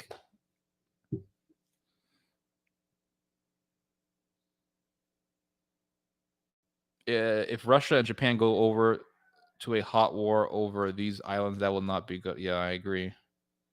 What's your thoughts on Will Smith? Oh, interesting that you would bring this up. So the Will Smith thing, this is like the talk of the town. I mean, forget Russia invading Ukraine and there, thousands of people dead and civilians being killed and Nazis with guns. No, let's talk about Will Smith. Okay. I understand. We want to talk about something funny that doesn't involve death. I get it. Okay, I get it. So I saw the Will Smith video a couple of nights ago, or a few nights ago, and when I saw it, the first impression I got was that this is fake, right? And I still haven't dropped that suspicion. It's possible that this whole thing was acted out. This whole thing was acted out. If you look at, when Will Smith gets up and Chris Rock puts his hands behind his back, and then he kind of leans to the direction where the smack was coming from, it looked planned out. It looked planned out, and I'm not going to throw that out because it's possible that this whole thing was scripted. Remember that these guys are actors. Chris Rock is a comedian, but he's an actor. I mean, every good comedian is an actor at the end of the day. Because if you're a really good comedian, that means that you have the ability to be funny even when you're having a really shitty day. That takes some mind power. That takes some skill. So they're both actors, and the way that they did it, and there was something about it that looked scripted. But when you look at Will Smith, the way his face looks, and the emotion and his lips are shaking. I mean, it looks like real deal emotion. Hold on a second. This damn dog barks at everything. So annoying. But when I bang the window, he stops, which is amazing. It's almost like he knows. Oh, there he goes again. Never mind. He's being disobedient. So that aspect looked real, like the emotion and everything. And he's like, keep my wife's name out your effing mouth and all this stuff. I mean, that looked like real deal emotion. So I can't say that 100% this is acting. What do I think about it? So here's the thing. It looks like this woman, Jada Pinkett Smith, it looks like for one thing, she played Niobe in The Matrix. So I've known about her for years. I played Enter the Matrix probably like 50 times. I played that game so many times growing up, and Jada Pinkett Smith was played a character in that game that you could play. But I think that she has undue influence over him, even if the smack is acting, right? I think she has undue influence over him because there's a video you can watch of Will Smith and Niobe of Jada talking, and Jada's basically telling him that I banged some rapper.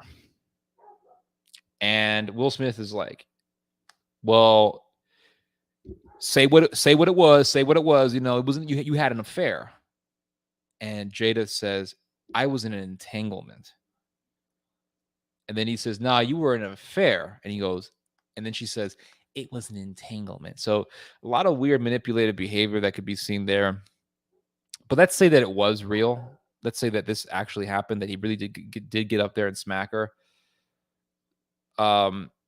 If you look at the video, and I know everyone's already said this, but Will Smith is laughing at the joke. He's laughing at the joke. And then Jada doesn't like it, and he gets up and he smacks her. And I think if this is real, I think the psychological explanation is that his wife was banging some rapper, and now this dude, this guy is making fun of his wife, and she doesn't like it, and so he wants to prove himself to her that he's an alpha male. I think that's what this was. If this was not acting, what we just saw was male aggression during mating season. That's kind of what we just saw. Okay, that's my thoughts on that.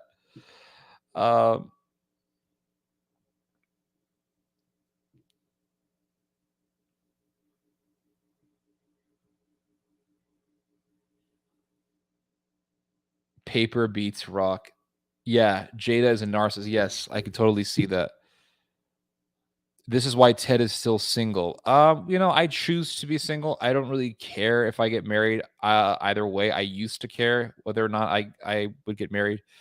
I don't really give a shit anymore because I've been out with enough women to know that women ain't shit. And that's not because like, oh, I got rejected. No, no, that's not really what it is at all. It's just that you meet women and you're like, what?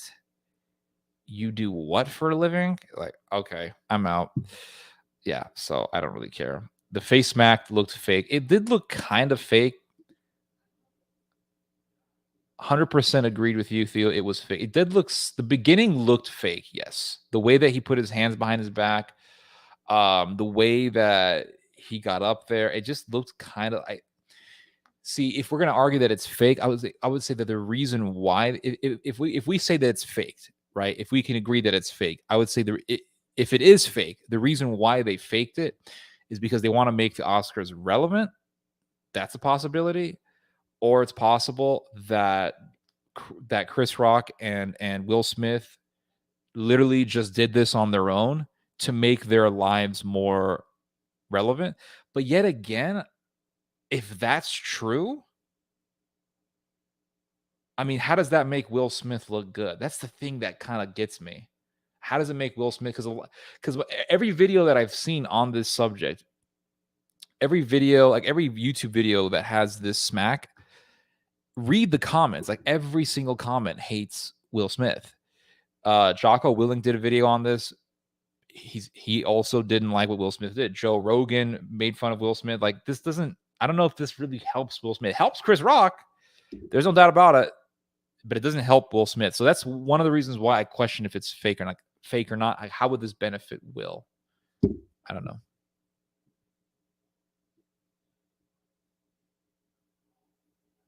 Since the consecration has been done, does that abrogate the inhalation of nations? Yeah, I think the consecration was already done. So I don't see why the Pope is consecrating Ukraine. I think the Pope's consecration of Russia I think Francis's consecration of Russia is a political move. That's my opinion. The reason why I think the smack was real is because that will tarnish what should have been his greatest achievement unless, yeah, that's a good point, you see. And that's why I'm not going to say I'm not going to say it's 100% fake. I can't make that argument. I can't make that judgment. It's possible that this was fake, but can't make that judgment because it just didn't make Will Smith look good. And when he got his award and he was crying, that crying looked like regret. That's what it looked like to me. It looked like, I really, let's say this is real. I believe that he regretted what he did. If this is real, I think he regretted what he did.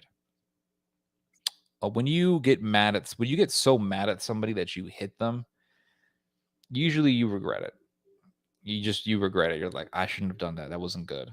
And I've been in that situation before. When I was in high school, I used to get in fights sometimes with other kids, with other students. Um, and one time I got into a fight with a student. He was French Canadian, believe it or not. He was from Montreal, and we didn't like each other. And he would make these like out of nowhere insults at me, say little things here just to get underneath my skin. So I was maybe, how old was I? I was 14 years old at the time, and I remember I was eating a bag of potato chips, and I finished the bag, and I took the bag and I put the potato chip crumbs on top of this guy's head. And the reason why I did it was because I just couldn't stand him. I thought, this guy F's with me, I'm gonna F with him. That was my mind. So he turns around and he smacks me in the face. And I punched him right in the face. I punched him so hard his face swelled up. I got suspended. But I remember after the punch, there was all these kids that were there that saw it. And I remember the teacher came. She's like, you go to the office, blah, blah, blah. So I went to the office. She's like, what happened? I told her everything that happened. And then they're like, okay, you're going to get suspended, blah, blah, blah. So they gave me the suspension. I walked out of the office, and immediately some students came up to me and they said, oh man, we saw that punch. It was so cool. And I remember sitting there quiet. I did not react to their excitement. I didn't reciprocate their excitement because I honestly felt bad for what I did. And I told them, I said, I actually don't feel good right now. I don't. I don't feel proud of myself for what I did. And to this day, I'm not proud about what I did. You know, hitting that guy in the face. That wasn't right of me. Did you call the guy a frog? No. But yeah,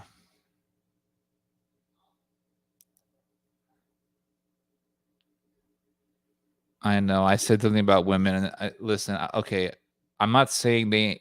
Okay, it's a form of speech, like the ancient. You can live your life happy without a woman. You know, that's the bottom line. And plus, I'll be honest with you. Here's the thing about women today. Almost every single woman that you will ever meet in my age group, in my generation, is pro Sodom. That's a fact. I don't care if they're Catholic. I don't care if they're evangelical. I don't care what they are. They're pro Sodom. And you go out on a date with a girl, and for some reason, the gay stuff pops up in the conversation. Like, even if I don't bring it up, I've had cases where I'll be on a date and the girl brings it up. Like, oh, what do you think about gay men? And I was like, well, I don't agree with it. Oh, you don't agree with it? Well, are you like, you know, it's like the evangelical or Catholic SJW shit comes out, and it's like, oh, you're judgmental on this. It's like, okay, listen, if I have to appeal to Sodom just to get some action within the context of marriage, that ain't worth it. That's my position. So I really don't give a shit about dating. Once in a while, I go out on a date just so I can hang out with a girl. You know, they're kind of funny, they look good, and then you talk to them, and you're like, oh, we have the same SJW nonsense popping up. Okay, here we go again. And then I go home and I read about Nazism or read about something more interesting, and I enjoy myself. So that's just, I don't really care. Gen Z is even worse. Yep, they are. How old are you? I'm 31. Ted always stand up against bullying. This French Canadian guy was an asshole. He was a serious asshole. He was racist, and that's why I didn't like him. He was racist. He was anti-Semitic. He didn't like Jewish people. I think he kind of had a sympathy to Hitler. I mean, so I'm like, this guy's an asshole. So I put the potato chips on his head, and he smacked me, and it escalated. So that's what happened.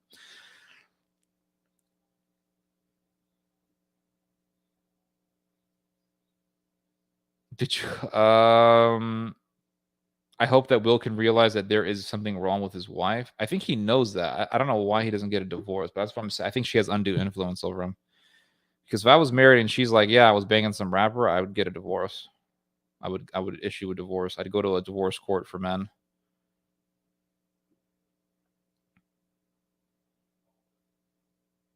Seems to me that your father is correct. The whore of Babylon is all those countries in league with Sodom. Yep. More Native Americans are dying than birth. How are they dying? What's killing them? Serbian president just came out of a fridge live on what? What do you think of Disney adding more LGBTQ? It's a sign of the times, my friend. It's just the bottom line. What do you think of Disney? Okay, without the backstory of Will Smith being a beta cuck instead of being a real man and leaving that harlot, I would think it's fake, but the cucking doesn't lie. I think we saw a man snap. That's what I think we saw. I think we saw a man snap, his wife cheating on him, and then him feeling like he wasn't a real man because of that. And that's what happens. If a woman cheats on you, you don't feel like a real man. It demoralizes you. And then the straw that broke the camel's back was Chris Rock saying a joke. And when somebody snaps at something that's seemingly not a big deal, you have to remember that he wasn't just really snapping at that one thing. That one thing was the last straw. When you see somebody snap in rage, usually that's what it is. Like this, somebody's going through a really bad day. They caught their wife sleeping with the pool boy or whatever. They got fired.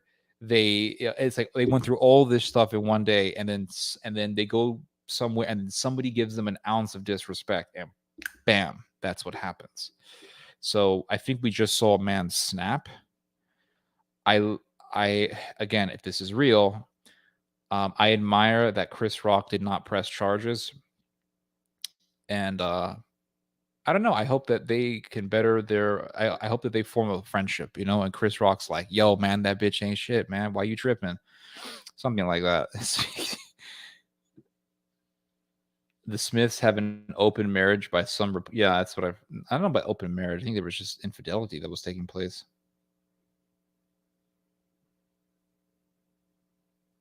But here's a question that I have. It was not well. Hold on, but the son's friend is a rapper. Okay. Here's the thing. Here's one question that I have. All these cameras, right? You got the camera on Smith's face. Where's the cameras on Jada's face? They got more they got all these different cameras in different spots in the building. When Smith was screaming, why there should have been at least one camera on Jada's face to see what her reaction. They didn't have that. That's one thing that's weird. That's weird, guys.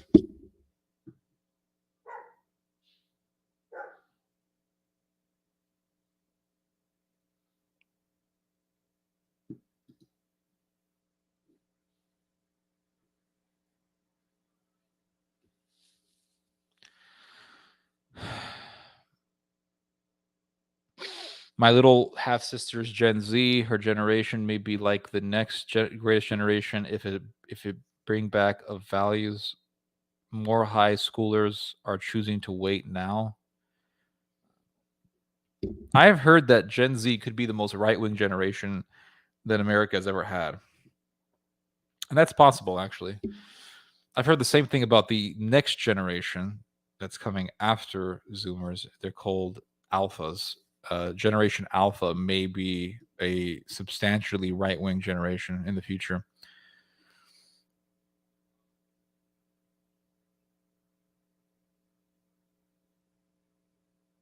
I know it's his wife. I was making it was a joke. I was being sarcastic, okay? I'm just saying like I think a fourth one died. French Canadian gets slapped by Semitic Viking.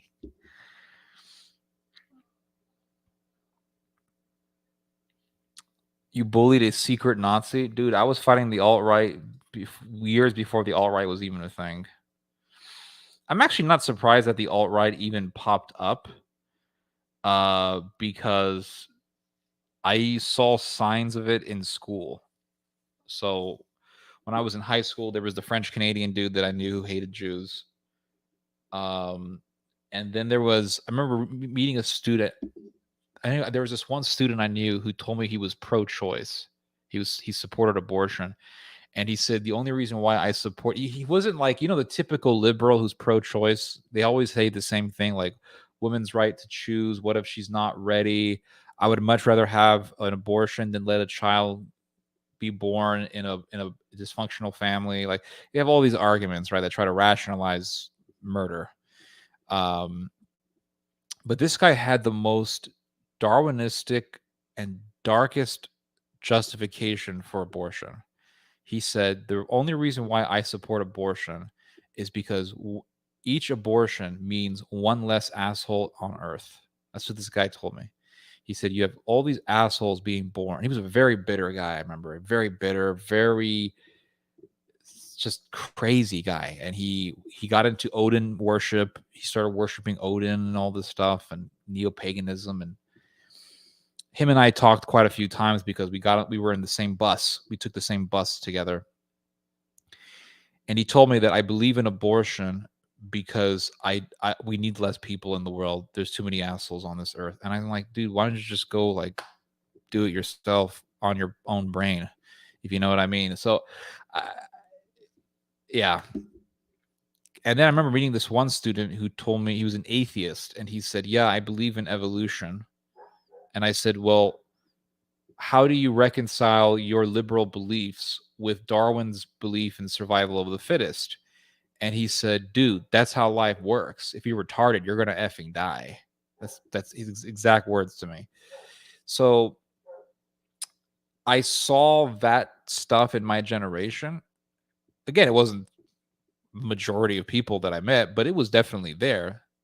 So who runs the alt? I mean, who ran the alt-right back in 2017? It was a bunch of millennials and Zoomers. So not really surprised that something like that popped up.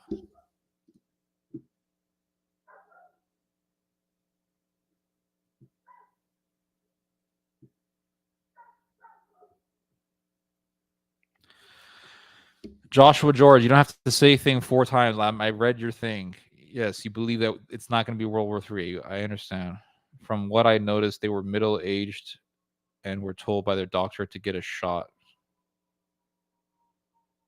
Women have been misled by society. They have a very, I don't really care if they're misled. I don't really care. People make their own decisions.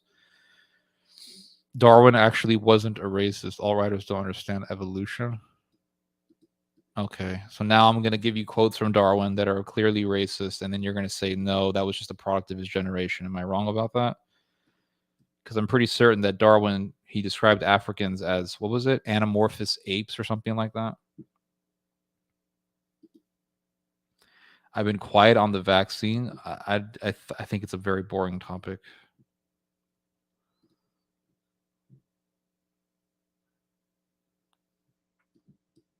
I was born in 78. At that time, we were only interested in bicycles. It was a very simple time.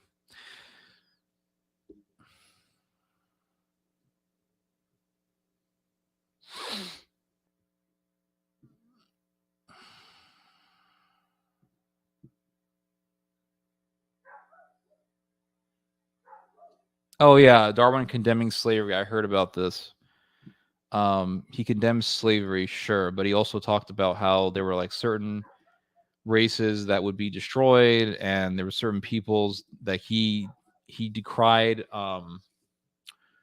Certain people of low intelligence having children more than people with higher genes or something like that. But just because you're against slavery doesn't mean you can't be racist. I mean, if that's the paradigm that you are proposing here.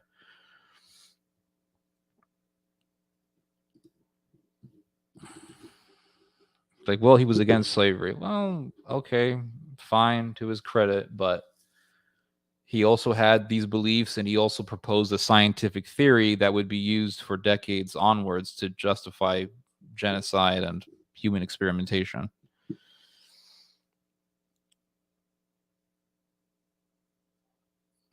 My Aussie pen pal puts the blame on 51% men and 49% women. What a precise statistic. How did he come to those numbers?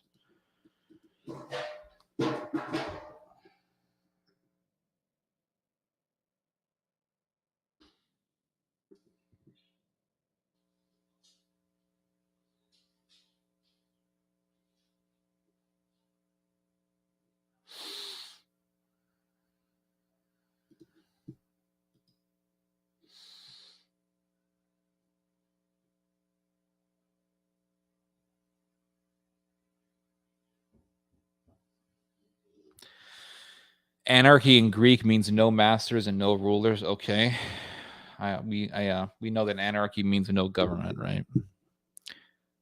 You'll have to put a disclaimer when talking about Darwin, his grandfather. Yep. I do not blame women so much. I blame the Marxists. I don't blame women. I don't really care, to be honest with you. It doesn't really, I don't know. I have become indifferent to the whole women thing. A lot of people like obsessing over this stuff. They start getting into like red pillism and black pillism and the manosphere. And I'm just like, dude, I don't care about any of that stuff. It's just a boring topic for me. Let's see.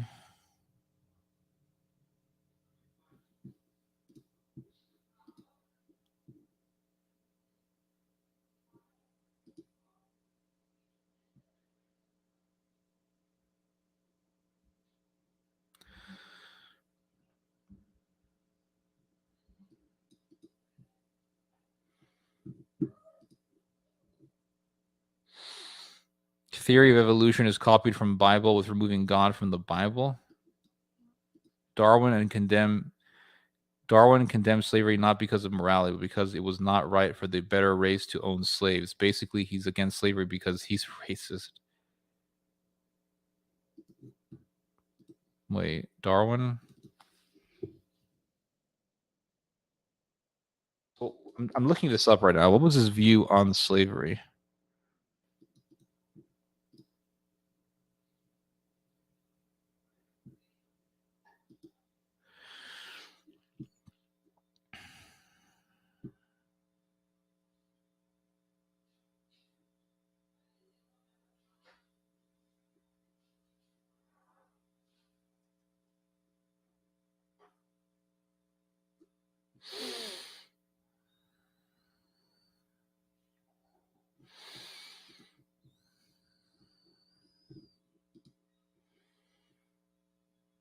Did Sisman discover Helen Keller of all people was a genocide and a racist? Childless and husbandless women will buy cats but that's their choice though. That's the thing. They've made that decision. No one forced them into that.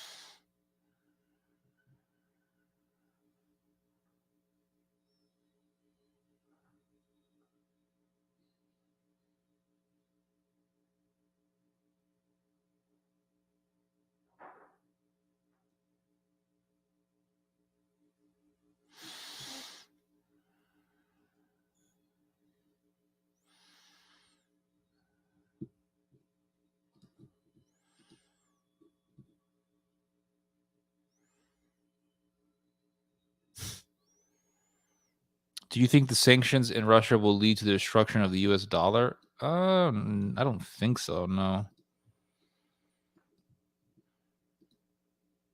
But again, I'm not very educated in economics to tell you why. I just don't really see that happening. I think eventually America is going to become more self-sufficient. I said that in my last stream.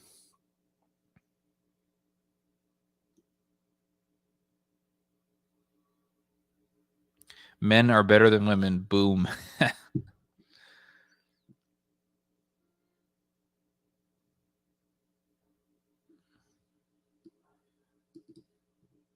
Okay.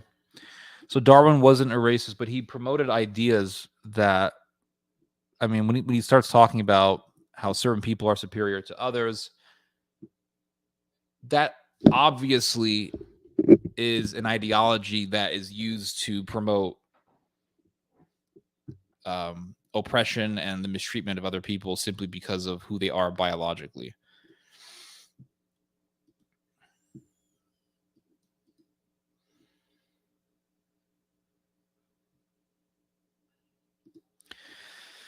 Let's see here. Darwin, okay. Family against slavery. Darwin's own experience of slavery. During his medical studies in Edinburgh, he learned how to stuff birds from a former slave, blah, blah, blah.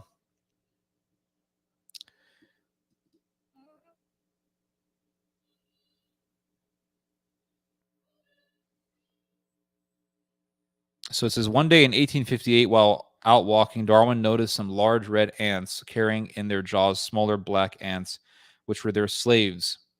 He wrote, quote, I had such a piece of luck at Moore Park. I found the rare slave-making ant and saw the little black N-words in their master's nests.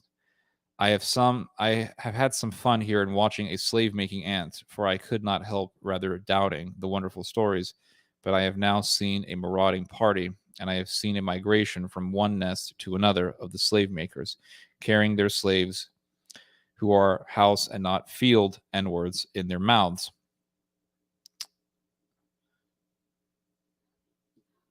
In his Origin of Species, Darwin devotes several pages of what he called the slave-making instinct. He refers to the ant species, both of which make slaves of the ant species F. fusca. Darwin begins by doubting the truth of so extraordinary and odious an instinct as that of making slaves. Then, after giving his own observation, he asks, such are the facts in regard to the wonderful instinct of making slaves.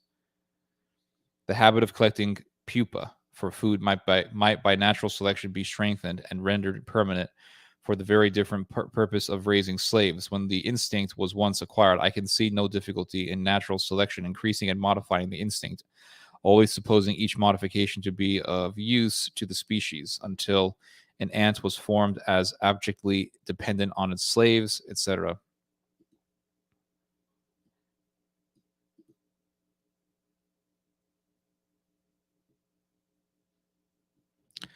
Okay, he was against slavery, but he also promoted eugenic ideas. I mean, I don't know, like the fact that his cousin Francis Galton was his nephew Francis Galton took his uncle's idea and built upon it and concluded that we need eugenics. I mean, like, you can't ignore these things.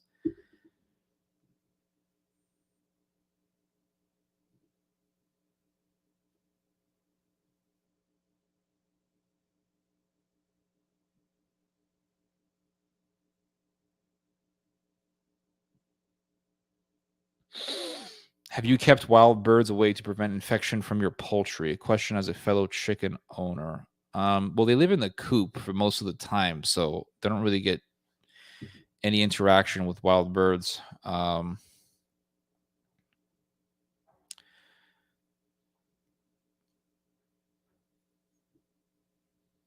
I have one cat laying next to me here. She's laying over here. Marx was influenced by Darwin. Yes, he was. Darwinism is survival of the fittest. Yes, it is. And so, in the survival of the fittest, the one who is fit will survive and can kill off the ones who aren't. I have yet to meet anyone under the age of 30 today who expresses any interest whatsoever in getting married or having children.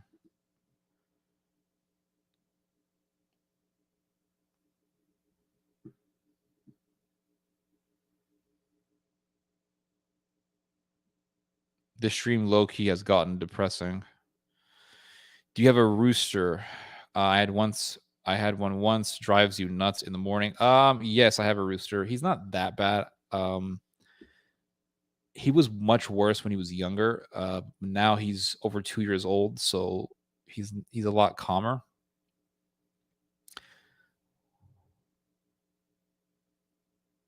Heather Green, how come poor people tend to have more children than wealthier people?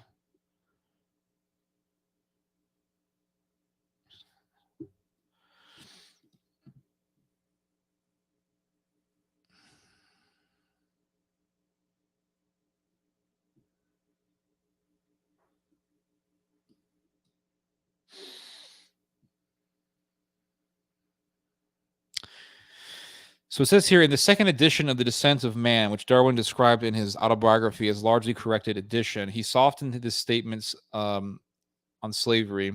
And slavery had once been beneficial. He wrote, quote, "Slavery, although in some ways beneficial during ancient times, is a great crime, yet it was not so regarded until quite recently, even by the most civilized nations. And this was especially the case because the slaves belonged in general to a race different from that of their masters, as barbarians do not regard the opinion of their women, etc., etc."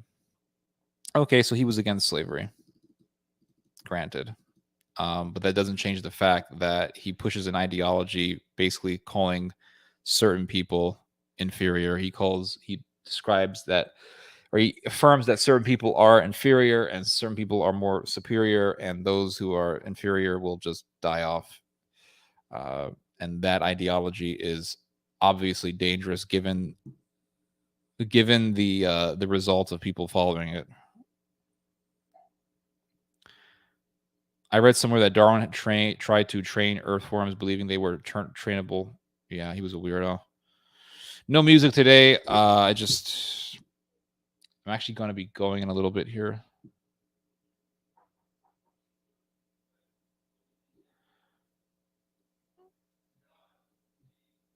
What do you think survival of the fittest actually means? Fitness in terms of evolution just means the ability to adapt and survive. Yes, and the ability to adapt and survive consists of what? It also consists of people killing one another. It consists of different animals killing each other. So yeah, survival of the fittest. It just means the ability to adapt and survive. Well, what does that look like? What does that entail? What does that involve? It doesn't just involve gathering food and foraging for acorns. It also involves violence. It also involves warfare. Animals will kill each other. Primates will kill each other. I've seen a video of I think it was orangutans or chimpanzees literally cannibalizing one another. So if we take nature and we say, okay, now nature will be applied to humans, we can use that to quote unquote scientifically justify anything. You can say, well, we're going to exterminate this people because we believe that we are the fittest and they are not, and so we can wipe them out. Let the fittest win, sort of thing. So that's why that's why I say what I say. They don't as often unless they're reliant on the government welfare. I'm saying from experience, and people are convinced that it's worth going into debt to live comfortable life. Most seek quality. Read my comment above. Poor people get married. Okay, hold on. What's your comment? Satan is the first communist in heaven. Okay, I've heard this before. Nature is harsh. What's your point? See, there you go. I just gave you my point. Isn't supposed to be applied to humans? Says who? Who's to say that it's not? Humans are brutal.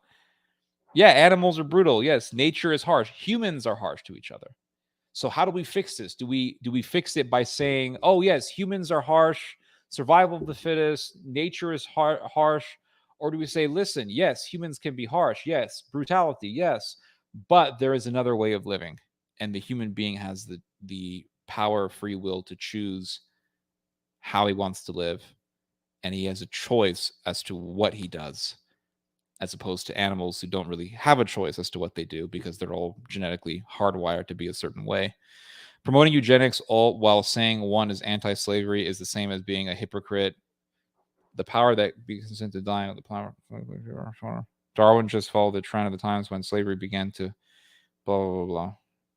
Yeah, I mean, if you believe that there is no God and that everything is just nature, everything is just biologically determined, and there is that, and you affirm this idea of survival of the fittest, then who's not to say that that I can't apply survival of the fittest to humans? Does the Bible explicitly use the word Jew, or we find it only in the translation? I think it uses the word Jew, whatever the Greek word for. But in the Old Testament, they tend to be called Hebrews or Israelites. In the New Testament, you find the word Jew, but I'm not sure about the Old Testament. I don't think Darwin was an atheist. Oh no, he was an atheist. He didn't surely wasn't a Christian. He rejected the Christian religion. He was a product of, to a great extent, the product of the Enlightenment.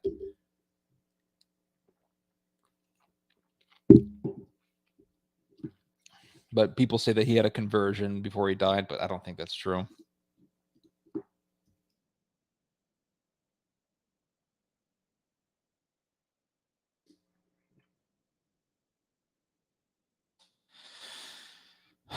If anything, Darwin was an agnostic. Christianity is how one is to live, besides natural law is present in many societies.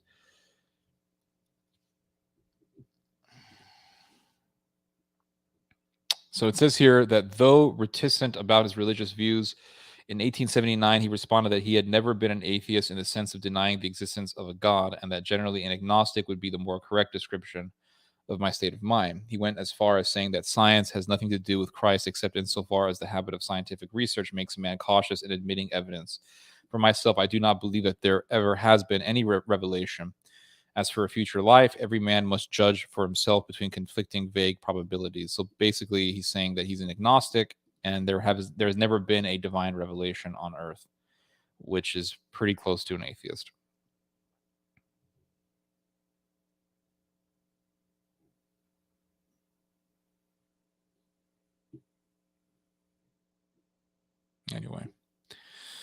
Anyway, guys, I'm gonna get going in a little bit here. So, is there anything else you want to ask me or say? I'll be here for probably for another 10 minutes or another 5 minutes, because I have to go outside and do some stuff with my chickens.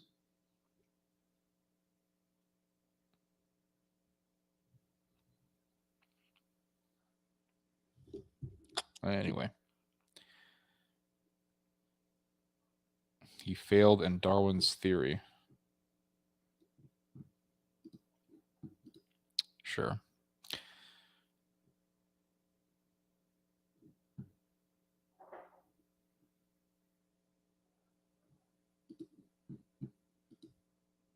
Will you expand your garden this year? I already have. Getting into gardening a little bit.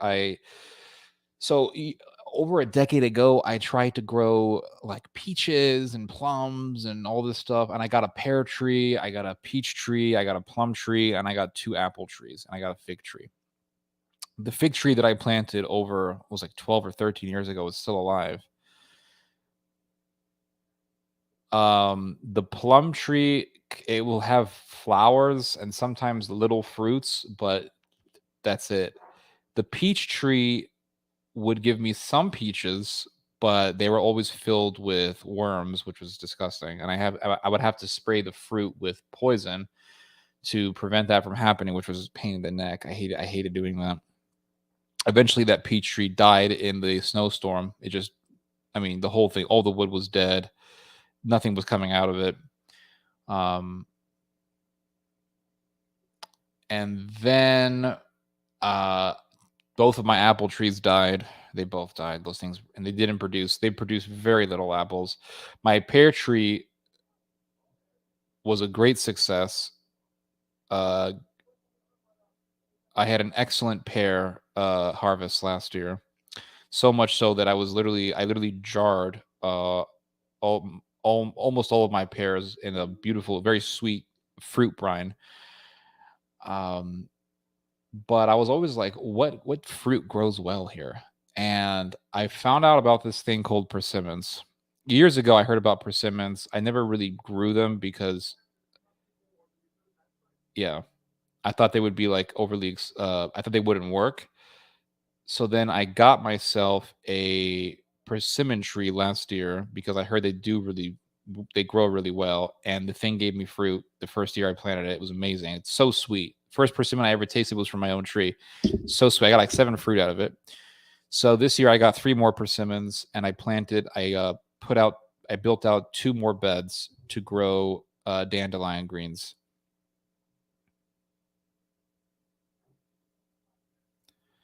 You got to have enough pear trees to get development of full fruits. Well, this one pear tree I have is self-fruiting, and it does a really good job. I read one archaeologist and anthropologists conclude that true human civilization began with the discovery of grave of person who died old with a healed injury sustained in youth. That's interesting. When will you upload a new garden video? I was actually thinking about filming one yesterday. I think I should do one soon. Do you have a garden? I bought New Complete Works of Josephus. Awesome. Read the account of the Jewish War. It was very, very good. Anyway, guys, I'll let you all go. It's been over 2 hours, so it was a good Friday live stream. Hope you guys are well. Enjoy your weekend, and God bless you all. I'll see you guys tomorrow. Should see you guys tomorrow. Anyway, I'll see you guys. Bye-bye.